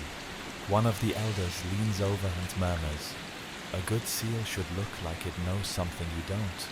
You think about that." Because it's true, when you hold a well-finished seal, there's a sense of importance, of mystery, even if you don't know what the glyphs mean, or why this particular horned goat is standing in front of what might be a priest's laundry basket. The craftsmanship tells you it mattered. Someone spent hours, maybe days, carving it. Someone else traded for it. Someone stamped it onto something long gone, and now you're polishing its successor. Later that day, you help prepare a set of seals for delivery. They're wrapped in fine reed mats, cushioned with cloth, then placed in a clay jar with a wax plug. You watch as the jar is carefully sealed with a small disc, this time marked with your workshop's master seal, a standing elephant with twin suns overhead. The seal is pressed into the wax, held steady, then released. A perfect stamp. The final step. You're told these particular seals are headed to a city by the coast, a port that trades in shell beads and dried fish. Your seal might end up stamped on a box that sails across the sea, or buried in a storm, or dug up centuries later and displayed in a museum beneath sterile lights and the label function unknown. You help clean up the workspace oiling tools, rinsing hands in a shallow bowl filled with ash and mint leaves, brushing fragments of steatite dust into a pile. The light is fading again, and the kilns are cooling from a long day's burn. The goat has relocated to a shelf and is now refusing to come down. You take a moment to look at the sealed jar by the door. Not a single word on it. No name, no label, just a small impression, a story, a signature, a whisper etched in stone. That's the beauty of it. No explanation required. You've just settled onto your usual stool, stylus in hand, when your instructor sets something new in front of you, not a slab of steatite, but a palm-sized clay tablet, pre-stamped with rows of glyphs. No animals, no unicorns, just symbols over a dozen, tightly packed and arranged in a rectangular block. You glance up, confused. Did someone lose a bet? He grins. Welcome to the scribe's table. Today, you're moving beyond animals and seals. You're copying from something that looks eerily close to a list. And while no one can tell you what it says, there's a reverence to the process, like you're transcribing a prayer you don't understand, but still feel in your bones. You begin carving slowly. The glyphs aren't new fish, triangles, combs, loops, but their arrangement feels deliberate, like they're telling a story, or listing contents, or maybe composing a Bronze Age grocery list. No one really knows. That's the part that keeps this job weirdly thrilling. You pause at a symbol that looks like a ladder eating a teacup. That a thing you ask? The instructor shrugs. Might be. This is the mystery at the heart of Indus script. It's repeated, patterned, confident, and completely unreadable. There's no known translation, no bilingual equivalent, no ancient glossary tucked under a rock, just thousands of instances of similar-looking strings, carved by scribes like you, and not a single clue if they were writing words, syllables, or just elegant nonsense. Mainstream theory suggests it's a logosyllabic script, a mix of images representing ideas or sounds. Some scholars argue it's more like proto-writing, not a full language. Others think it's a proper script that just didn't leave enough behind to decode. And then there's the fringe camp. Maybe it's not a script at all, just religious symbols, or branding marks, or the world's most confusing graphic design portfolio. Your carving today is from a rare block seal, a rectangular one, used not to stamp small tags, but longer impressions, possibly on tablets or packaging. These were likely used by administrators or temple scribes. You work line by line, feeling out each symbol's curves and corners. It's like tracing someone else's signature centuries later, trying to guess what kind of person shaped each curve. Were they tired, distracted, rushed, or did they sit? As you do now, squinting at the clay and muttering, "What is this fish doing next to a tree?" You finish your first row, wipe the sweat from your upper lip, and lean back. "That's it," you ask. The instructor chuckles. "Now flip it and do it again." You repeat the symbols on another tablet. Practice, they say, muscle memory. Even if the meaning's lost, the rhythm must be right. You glance over at another apprentice's block. It looks similar but not the same. Two glyphs are reversed, one is missing a tail, another's been exaggerated into a full spiral. You ask about it, same message. Your instructor says, different handwriting. Turns out, even in the Indus Valley, chroniclers had personal flair. Some glyphs were carved with sharp lines, others with a soft stroke. Some liked to crowd their symbols, others spaced them like they were afraid the glyphs might fight. You study a sealed bundle brought in from another town.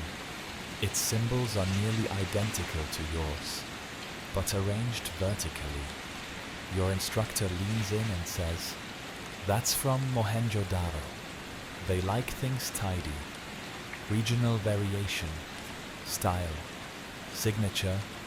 Even without knowing the words, you begin to recognize the people. You take a break, letting your eyes rest. Outside, someone's yelling about missing turnips. A child runs past, holding a small clay tablet like it's a toy. You wonder if it's real or just a practice piece. A game of scribe pretend. Either way, the line between play and permanence is pretty thin here. You're handed a seal to inspect. This one's rare, a block of symbols. No animal at all, with the handle carved into the back for easy pressing. It's elegant, confident, minimal. You stamp it into clay. The result, beautiful, balanced, totally illegible. You ask the workshop elder, "You ever think someone just made these up for fun?" He stares at the stamp. If they did it 1,000 times across 2,000 miles. Touché. Some seals contain strings of up to 17 glyphs, always in specific directions, often with repeated patterns at the end. Some scholars believe these could be names, titles, or inventory codes. One bold theory claims the script encoded legal contracts. Another says it was just about divine blessings. One recent idea suggests it might have been mnemonic meant to be spoken, not read. You try sounding out the glyphs in your head. Fish, triangle, tree, fish, gyom, angry bird. It doesn't help, but the feeling that stays with you. There's power in carving something even when you don't know the whole meaning. That's what scribes did. That's what chroniclers do. You're joining a lineage not of translators, but of transmitters. You hold the line, keep the form, trust that the meaning will follow. You finish your second block just as the sun begins to lower.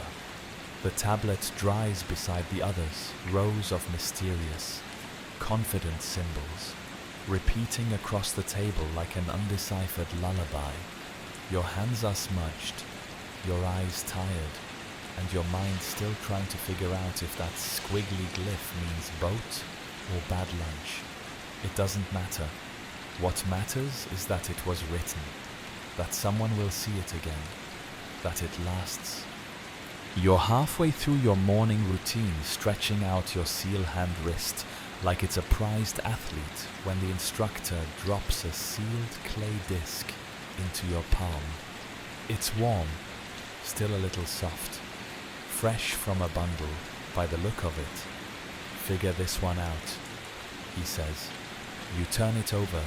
The stamp is strange. The glyphs are sloppy, the lines uneven. The buffalo has 3 ears and no tail. You squint. Is this a joke? He grins. Or a forgery? Ah, yes. Today's lesson fakes. Not every seal found in the Indus Valley was an honest artifact. Some were poorly copied. Some reused motifs with bad execution. And some were so bad they could only have been made by someone trying to imitate the real thing without getting caught. And guess what? Forgeries weren't always condemned. Sometimes they were even expected, especially in trade hubs, where competition was fierce and close enough often passed as good enough. You're handed a few more examples, pulled from the workshop's suspect box. One seal features a horned creature with legs going in 4 different directions. Another has glyphs that double back on themselves like someone lost track halfway through a thought and just went with it. They're not worthless, the instructor says. They tell us what people wanted others to believe. Mainstream historians agree that seal forgery probably existed in the Indus world, because where there's trade, there's temptation. Some copied successful symbols to piggyback on a rival's reputation. Others may have tried to mimic elite marks to pass as priests or officials. A few may have just been ambitious apprentices, looking to skip a few steps. You carve a copy of one today bad on purpose. For practice, the goat stares at you like it knows you're faking it. The trick is subtlety. Make the lines almost right. Let the fishtail curve just too sharply. Let one glyph seem misplaced, not obviously wrong, but slightly off, like a knockoff handbag with the logo just crooked enough to raise eyebrows. You press the fake into soft clay and compare it to a legitimate seal.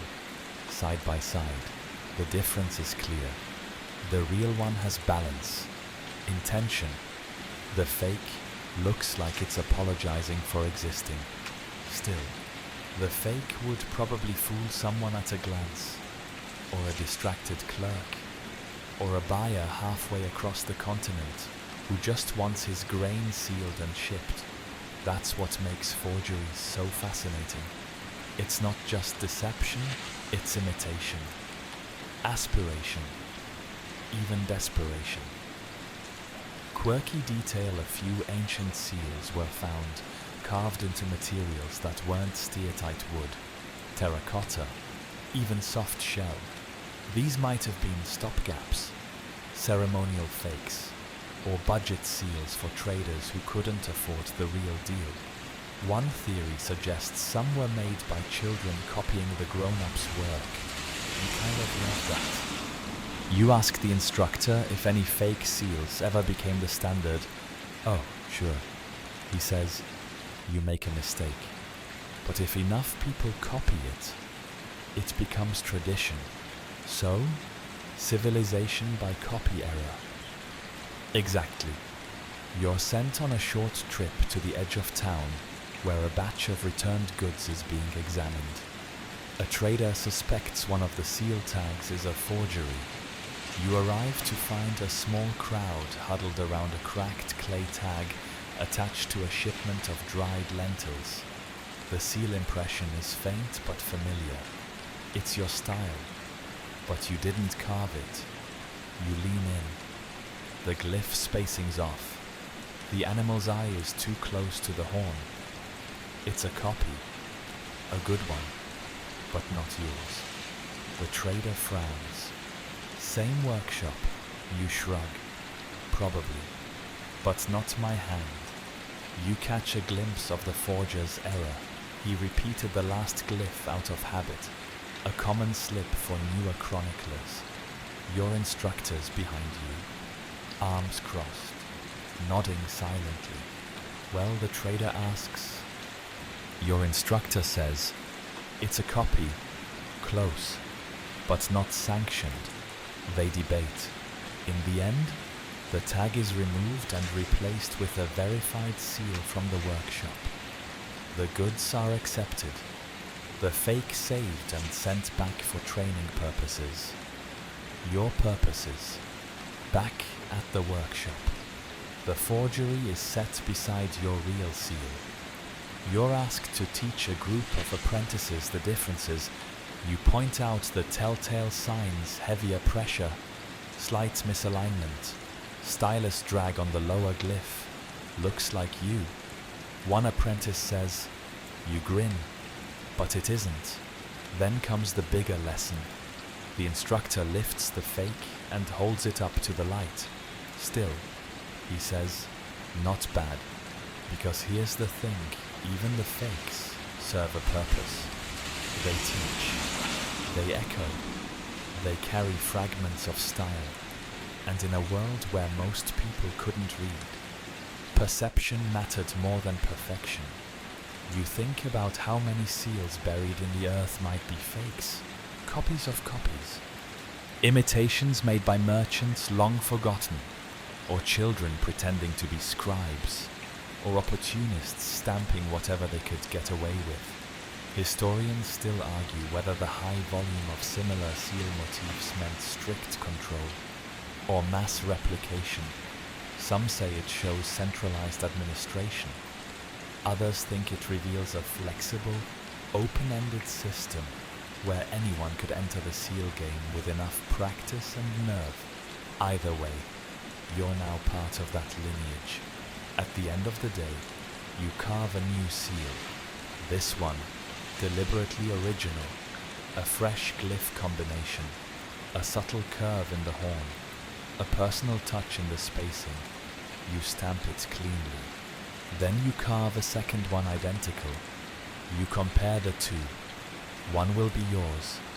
The other, you'll give to an apprentice to use, to practice, to pass off as their own, because that's how it starts. And somehow, that's how it continues. Today, you're not carving, you're counting.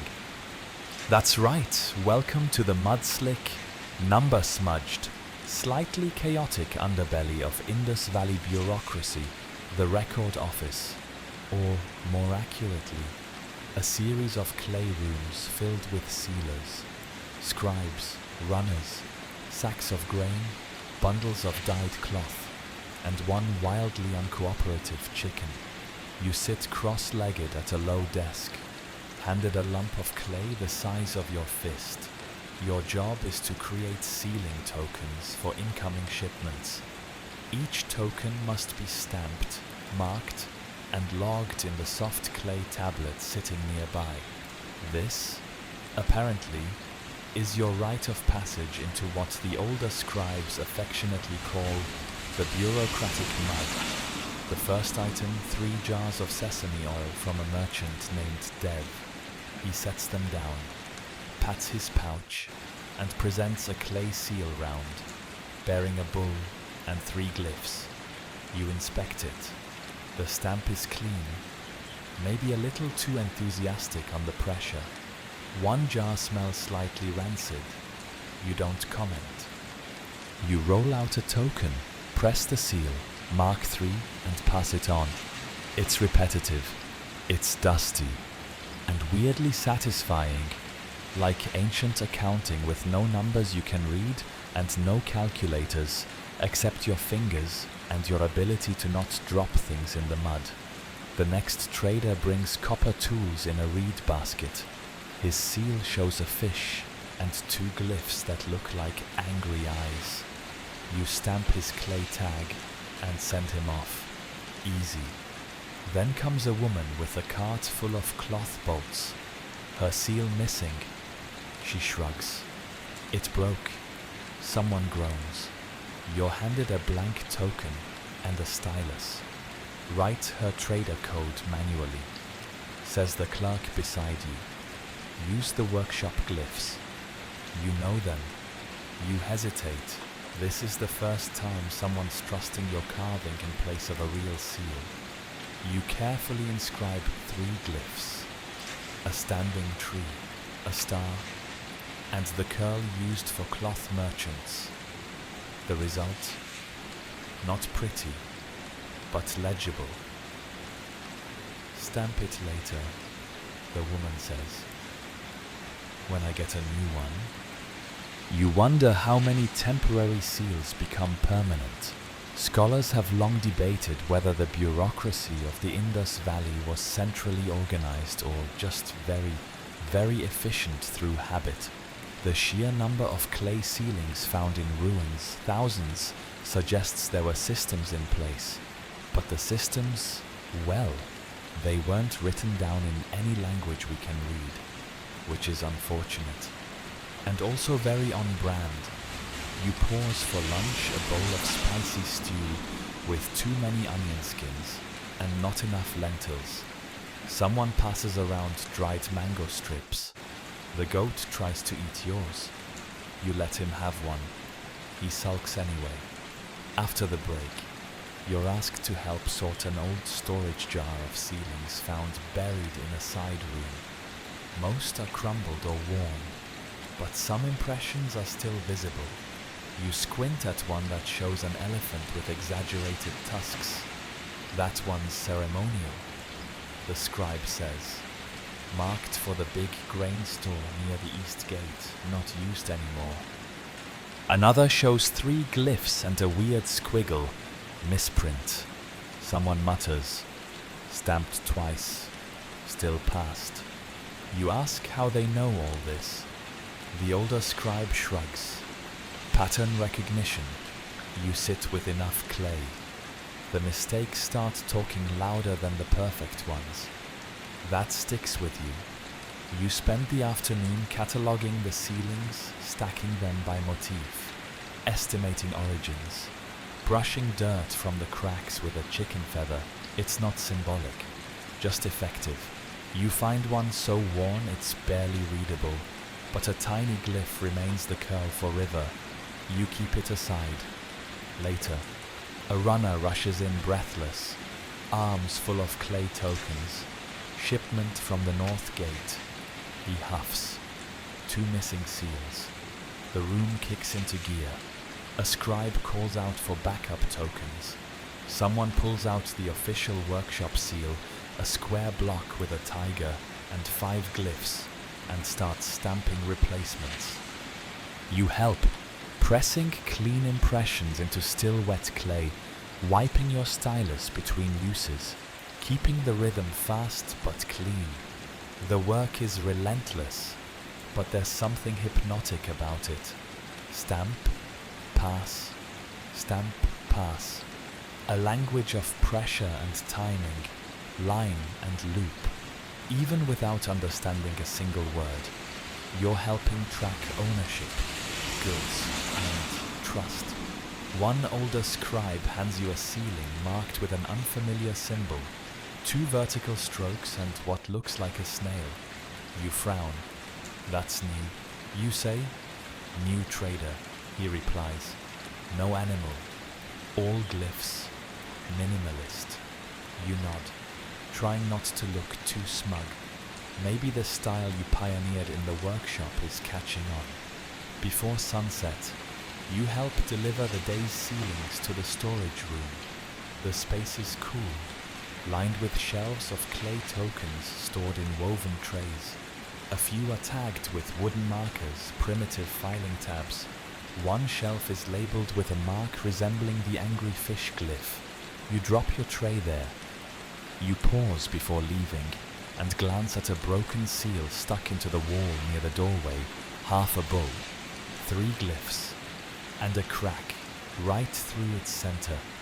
Was that a mistake, you ask? Maybe, someone says behind you. Or maybe it's the seal of whoever used to run this room. You imagine someone, long ago, carving that seal and watching it crack in half. then shrugging and pressing it into the wall anyway. Not broken, just finished. Outside, the sun dips low. The paperwork, if you can call it that, is done. The clay is drying. The goat is asleep under the bench.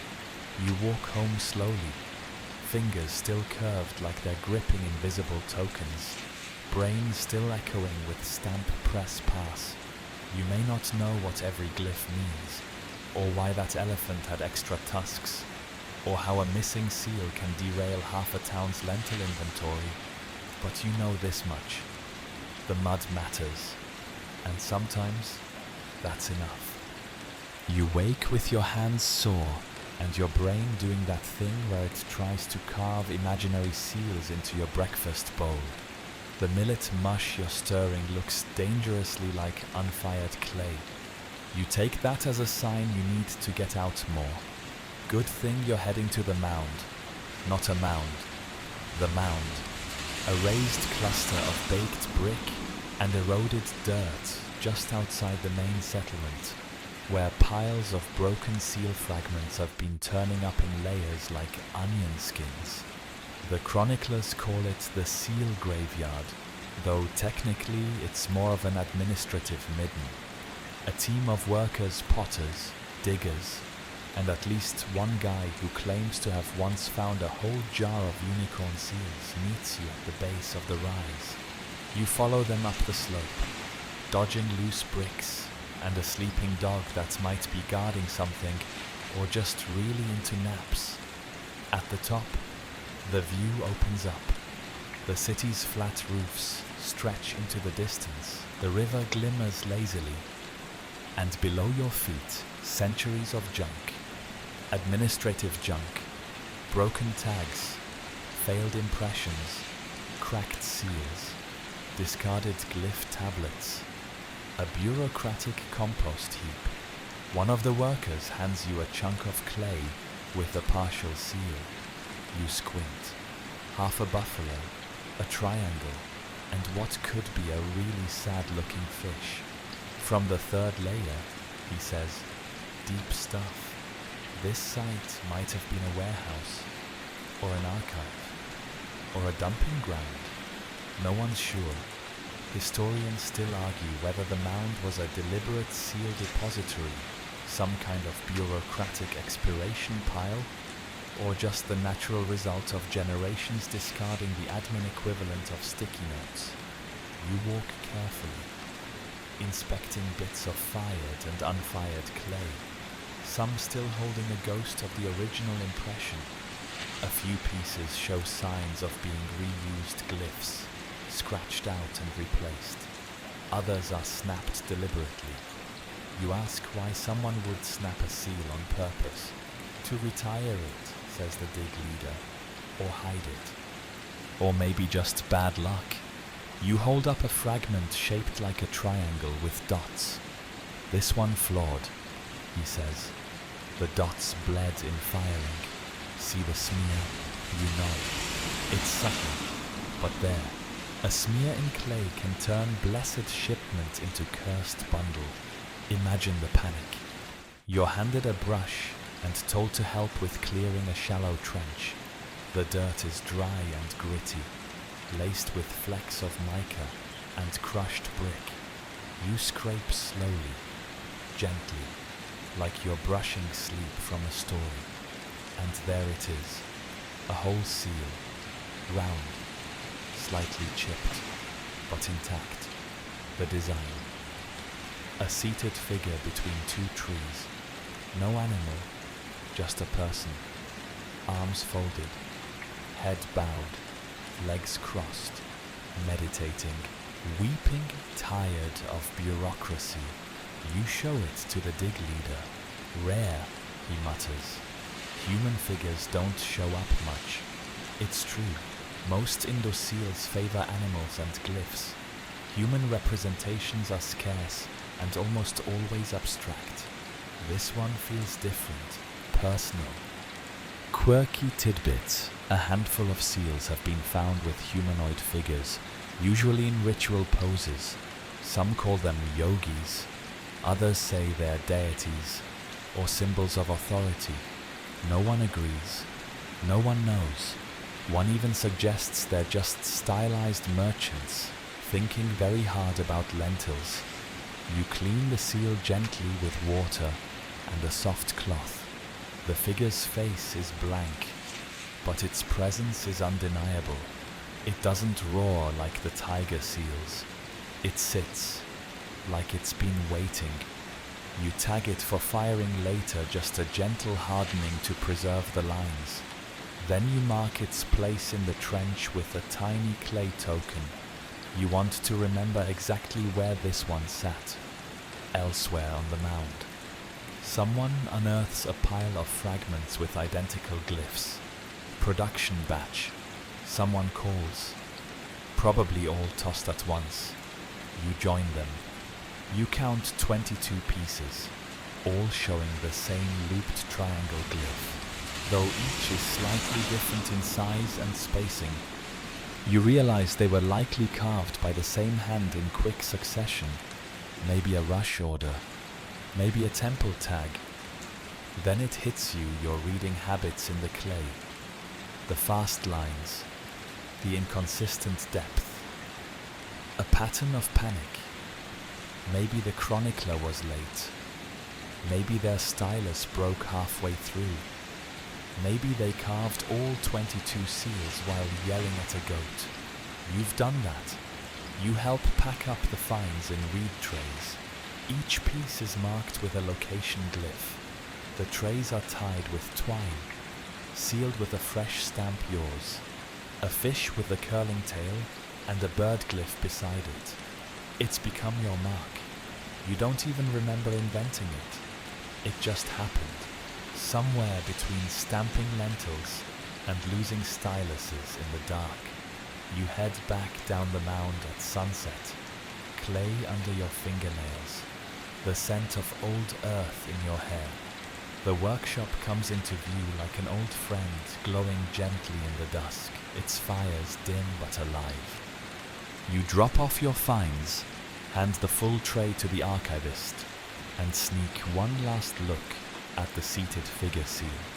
It's drying on the edge of a table, quietly perfect. It may not tell a story you understand, but it tells you that someone, once, tried to say something, and that's enough for today. You're perched in the back of a swaying cart this morning, hands gripping the edge, your pouch of tools bouncing against your hip like it's trying to escape. You've been asked no, voluntold to accompany a trader on his outbound journey. Destination, a village 2 days downriver. Goal, observe how seals are used in transit. Hidden goal, survive the bumpy ride. And whatever this goat sitting beside you is plotting. The cart's loaded with dried fruits, cloth bundles, and 2 suspiciously loud amphorae. You suspect one's filled with fermented something. The trader, Nalan, pats them like they're children.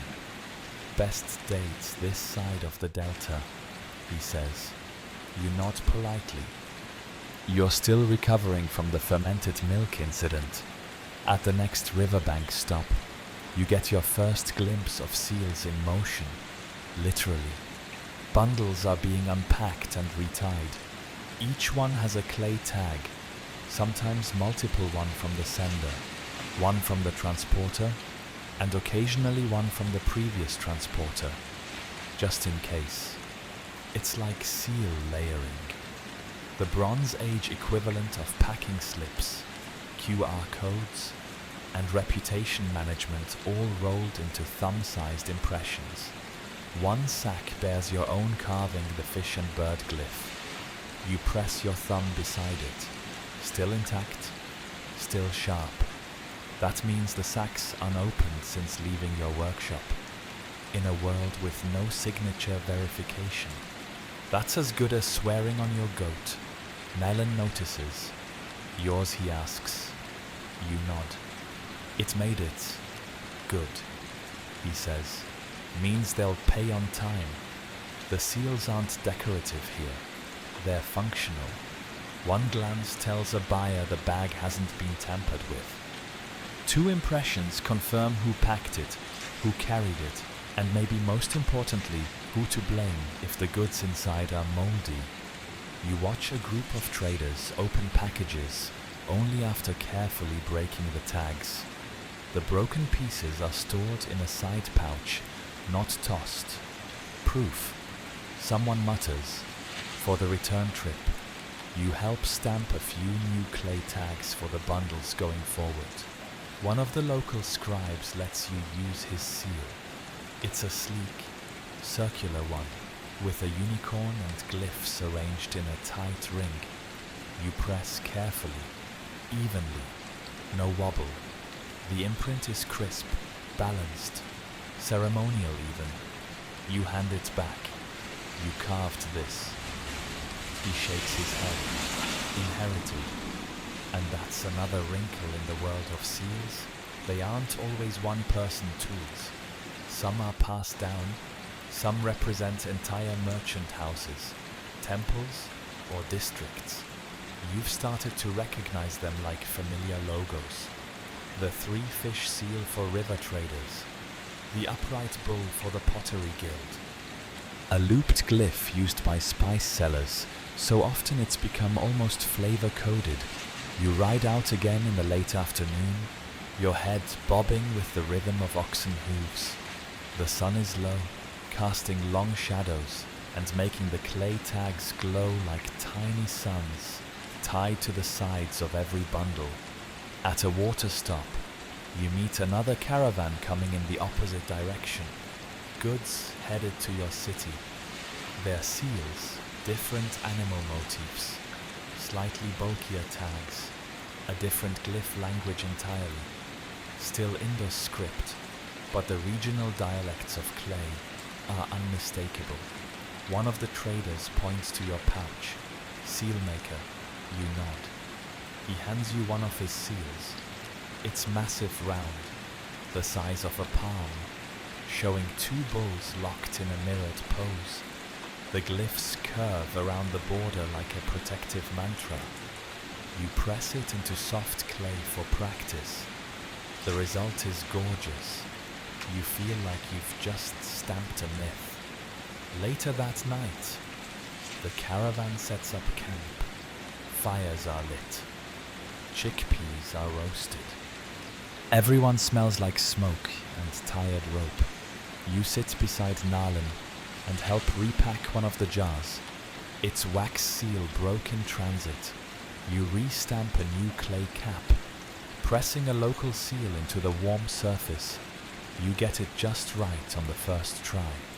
He watches silently. You're careful, he says. Better than being wrong in front of a granary clerk. You reply, he chuckles, or a priest with a short temper. And that's another layer of seal culture, not just trade and bureaucracy, but diplomacy. A good seal doesn't just protect goods, it protects reputations. It speaks when you're not there. It is you. You stare into the fire.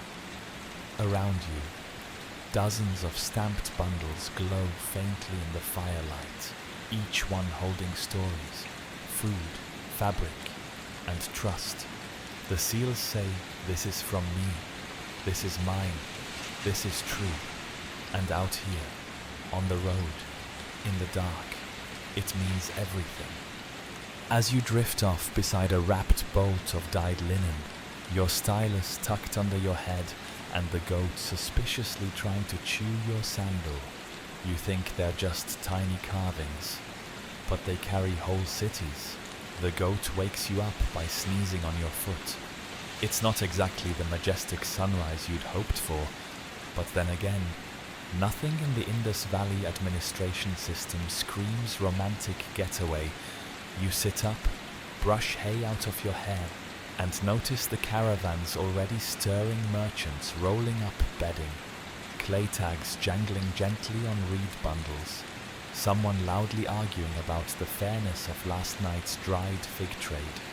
Today's leg of the journey takes you to a riverside town where seals aren't just used, They're practically revered. You arrive at midday, dusty and sun-dazed, and are promptly led to what the locals call the stone house. Not because it's made of stone, though it is, but because it's where the stones live, meaning the seals. You blink. You mean? They store them. The clerk at the door chuckles. No, friend, they remember them. Inside, a low, wide room lined with shelves holds hundreds, maybe thousands, of seal impressions pressed into long slabs of clay.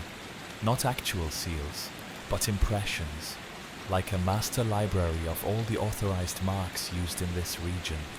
A hall of echoes. This one, says the clerk, pointing to a row, was from a trader who dealt in shell bangles. He runs his fingers over a spiraled glyph beside a stylized fish. We haven't seen him in years.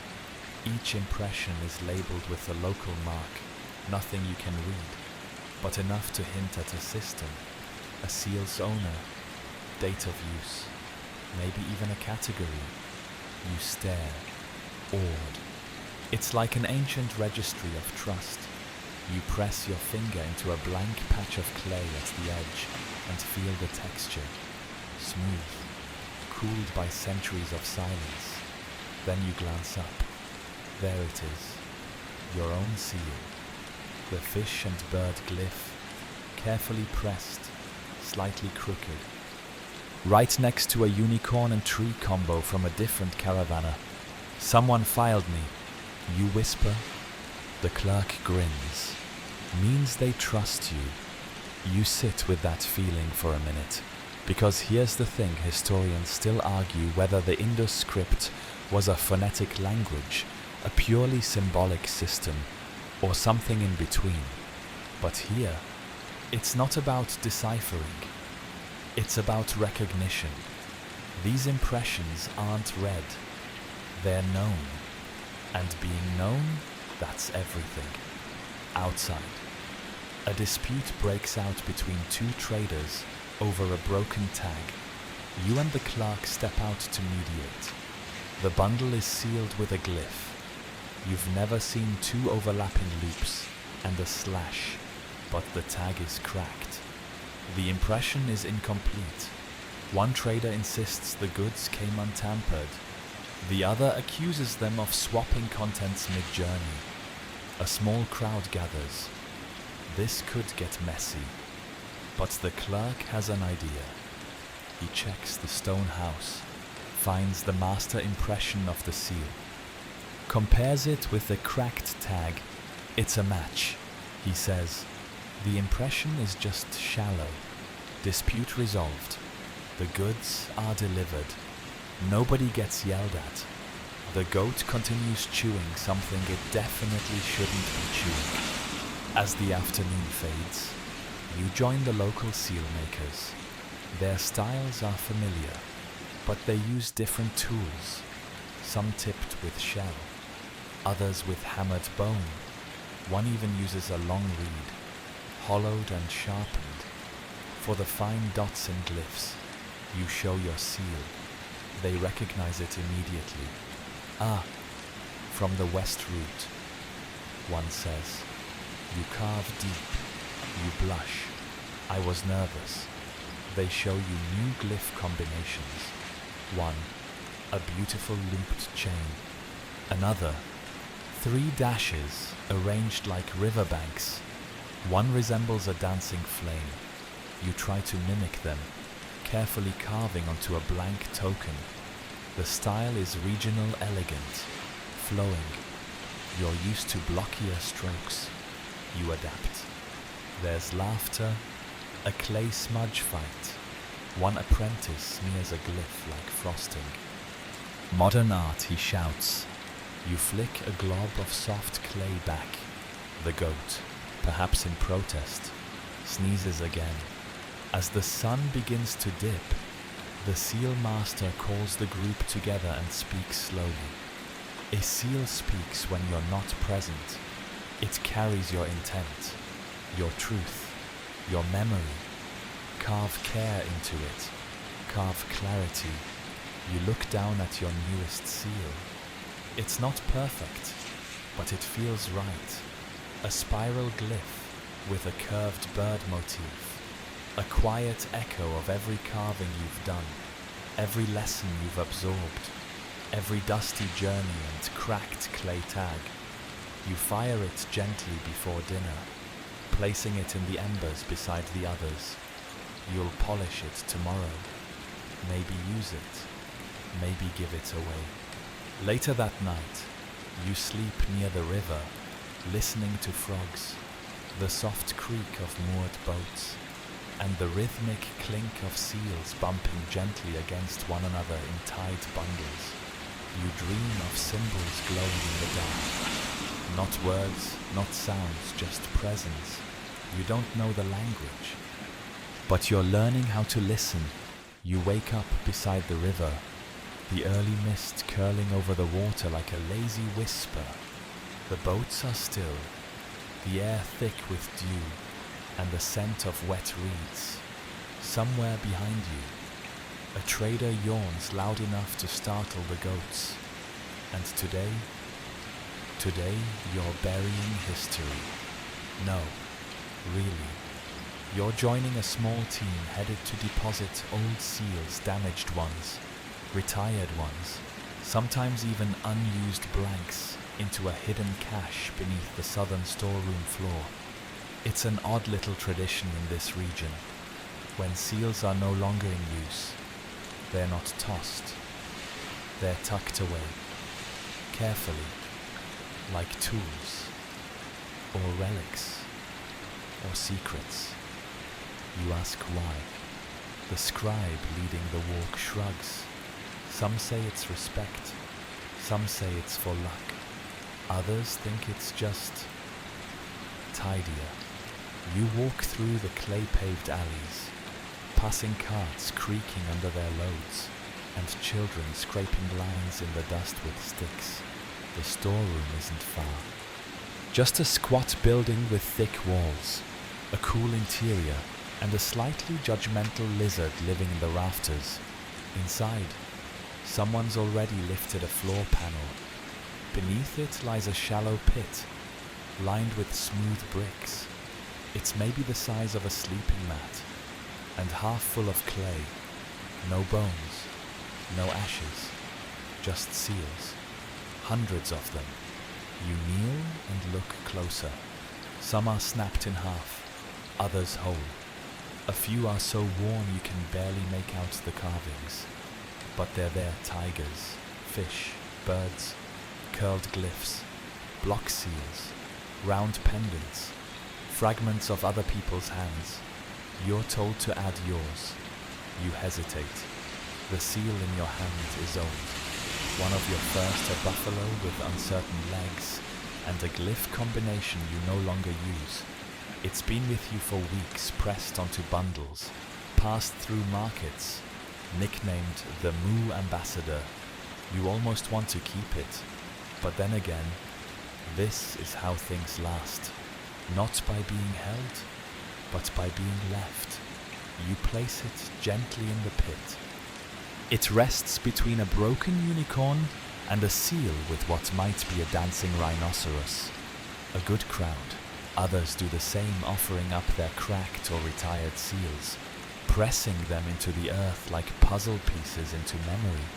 Quirky tidbit: some archaeologists have found entire jars of seals buried beneath buildings in Harappa and Mohenjo-Daro. Whether these were for safekeeping, ritual deposits, or simply out-of-use storage, no one knows.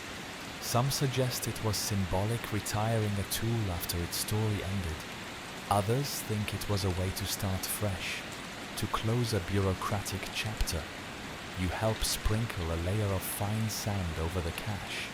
No chant, no ceremony, just a quiet moment and the sound of earth settling. Then the bricks are replaced, the floor panel lowered. The room is whole again, but underneath, your seal sleeps. You head outside into the morning bustle. The city is alive, markets yawning open, scribes unrolling tablets, goats declaring themselves once more. You stop by the workshop to clean your stylus and grab a fresh blank. It's time to carve something new. But before that, you're invited to help seal up a shipment bound for a distant town. Not just any town, one you've never been to, and probably never will. It's far upriver, past the turn where the water splits and the trade slows. You're handed the final tag. One impression space left. You press your newest seal into it. The fish and bird again. But this time with a new glyph beneath a loop you invented just last night. It's not official. Not yet. But it's yours. You hand it off. The tag still warm. Will it get there, you ask? The merchant shrugs. If the river behaves? If the oxen behave? If the boat doesn't flip? You know? The usual. You watch the bundle disappear into the back of a cart. It'll travel for days, maybe weeks. Maybe it gets wet. Maybe it gets lost. Or maybe, years from now, someone finds that tag, reads the seal, doesn't know your name, doesn't know your goat, but they'll see the fish, the bird, and the little loop, and they'll know someone was here. Later, you sit on the storeroom steps, your fingers dusted with clay, and your brain full of half-finished glyphs. You wonder how many other seals have been buried, forgotten, passed over, broken by time. You wonder how many were meant to be forgotten. You wonder how many, like yours, are just sleeping. The sun's barely cleared the rooftops when you arrive at the edge of the dig site. This time not as a chronicler, but as something else entirely. An archaeologist. Sort of. You're still you same dusty tunic, same stylus mark on your knuckle, but today, you're helping a visiting team catalogue old seal fragments, recovered from a collapsed building in the northern quarter. It's been buried under layers of wind-blown silt, animal droppings, and the sort of architectural mistakes no one wants to admit happened. You're given a brush, a cloth, and a clay tablet. Be careful, someone says. This one's interesting. The seal fragment in your hand is cool, smooth, clearly old. One corner of a rectangular seal, snapped diagonally. You rotate it gently. There's a single glyph part of a fish shape, maybe, or a stylized flag. Beside it, what might be a tail or a human leg, or a very confident comma. You stare at it for a long time. It doesn't look familiar, and yet it does, like something you've carved before, but forgotten. Or maybe someone copying your copying of someone else's seal. Generations removed. You place it in the sun and brush the dust away from the edges. The fine lines, the careful groove. Whoever made this wasn't guessing. They had a system, a hand steady with purpose. You turn to the dig supervisor. Where was this one found? He shrugs, buried beneath the platform. Could have been storage, or housing, or both. Historians still argue whether these buildings were homes, warehouses, or hybrid live workspaces. Some suggest the same rooms served multiple functions: sleeping, storing, stamping, living. In the Indus Valley, boundaries weren't always marked by doors. You're led to a grid of recovered ceilings laid out on a long cloth, each one a fragment, none complete. One has a tiger mid-pounce, another has two glyphs, and a broken symbol that looks like a cross between a cartwheel and a sad octopus. You hold one up.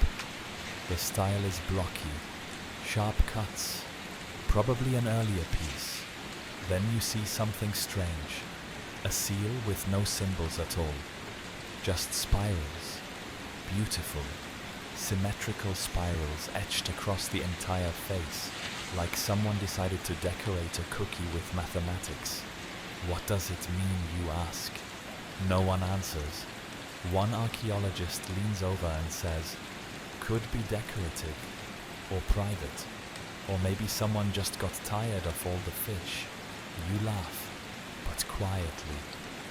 Because there's something a little haunting about it, how all these carvings, so purposeful once, now sit in rows like forgotten words in a lost language, glyphs with no guide, messages with no recipients.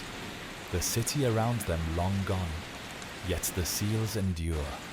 Quirky fact, some of the most intact Indus seals were found not in houses or temples, but in drains.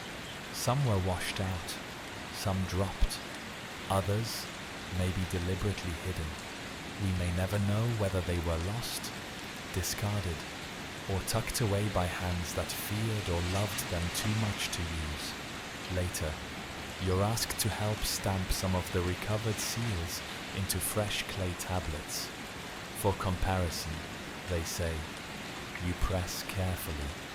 The impressions come out clear, symbols you've never used, animals carved by long dead hands, and yet, the technique feels familiar. You find yourself analyzing the carving depth, the angle of the stylus, the way the horn on a particular bull arcs just slightly upward, as if daring the stamp to fail. You recognize the fingerprint of a fellow chronicler not in name, but in method, the past talking to you not in words, but in pressure and polish. You take a moment and walk the site, past the outlines of collapsed rooms and cracked brick platforms. You imagine the city, whole again, smoke curling from kiln vents, children chasing goats through alleys, traders arguing over barley prices, and in a quiet corner, someone like you pressing a fresh seal into wet clay, wiping sweat from their brow, wondering if anyone would ever care. They probably didn't think they'd be remembered. They probably weren't trying to be. But here you are, brushing their work from the soil. You sit beside the cloth grid again and hold a final piece, a triangle glyph, clean and sharp, etched deep into fired stone. It's not special, it's not rare, but it's complete. And for a second, you forget what century you're in, because this is the same triangle you carved last week. The same loop you copied from a mentor, the same symbol you stamped onto a trade bundle bound for who knows where, and maybe, just maybe, it's the one that came back. The kiln fires are low tonight, crackling quietly like they are whispering secrets to the clay. You sit just outside the workshop, legs stretched, stylus tucked behind one ear, and your hands coated in that now familiar mixture of dust, ash, and the faintest sheen of oil from polishing.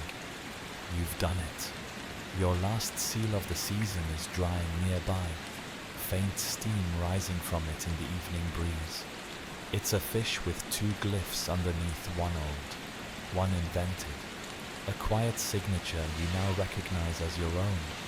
You've gone from botched buffalo legs to balanced glyph blocks, from copying known motifs to crafting seals that might someday confuse an archaeologist half a world and half a lifetime away. But tonight, you're not carving, you're remembering. The goat snores softly behind you. Yes, the same goat. He's practically a scribe now, and you're watching shadows ripple across the wall as the firelight flickers, throwing giant seal shapes into the night. Lions and tigers, spirals and birds, bulls with impossible horns, glyphs looping like thoughts half remembered. It's been weeks, maybe months. The workshop has become a rhythm, and you're a quiet heartbeat in it. You helped craft trade. You helped write without ever reading. You copied symbols you couldn't name and still gave them meaning, because that's what it's like to live in this time. You don't always know what things mean, but you learn to trust the process. You smooth the stone, you press the seal, you let it speak. And now you sleep. Let yourself settle now, deeper into whatever softness you're nestled in. You've traveled far, but not with your feet, with your fingers, your eyes, your patience. You carved in dust and ash. You learned a language without words. You pressed symbols into time, knowing they might never be read, but trusting they'd be felt. Picture it, the faint warmth of fired stone still resting on your fingertips. The distant lull of river water brushing the banks beyond the granaries. A breeze curling through narrow alleys, where traders murmur and seals clink gently from reed bundles slung across strong shoulders. And above it all, the night, vast, quiet, soft with stars. Maybe your last seal still sits in someone's pouch, traveling across the continent. Maybe it's already buried beneath the next layer of history. Or maybe it's right there beside you, still warm. And if not the seal, then the memory of making it. You've touched a piece of something older than empires. You've whispered to stone, and even if the words are lost, the care, the lines, the rhythm, they remain. So, as your thoughts drift further now, let them circle like gentle glyphs across the dark. No pressure, no urgency. Just the comfort of knowing your hands made something that mattered.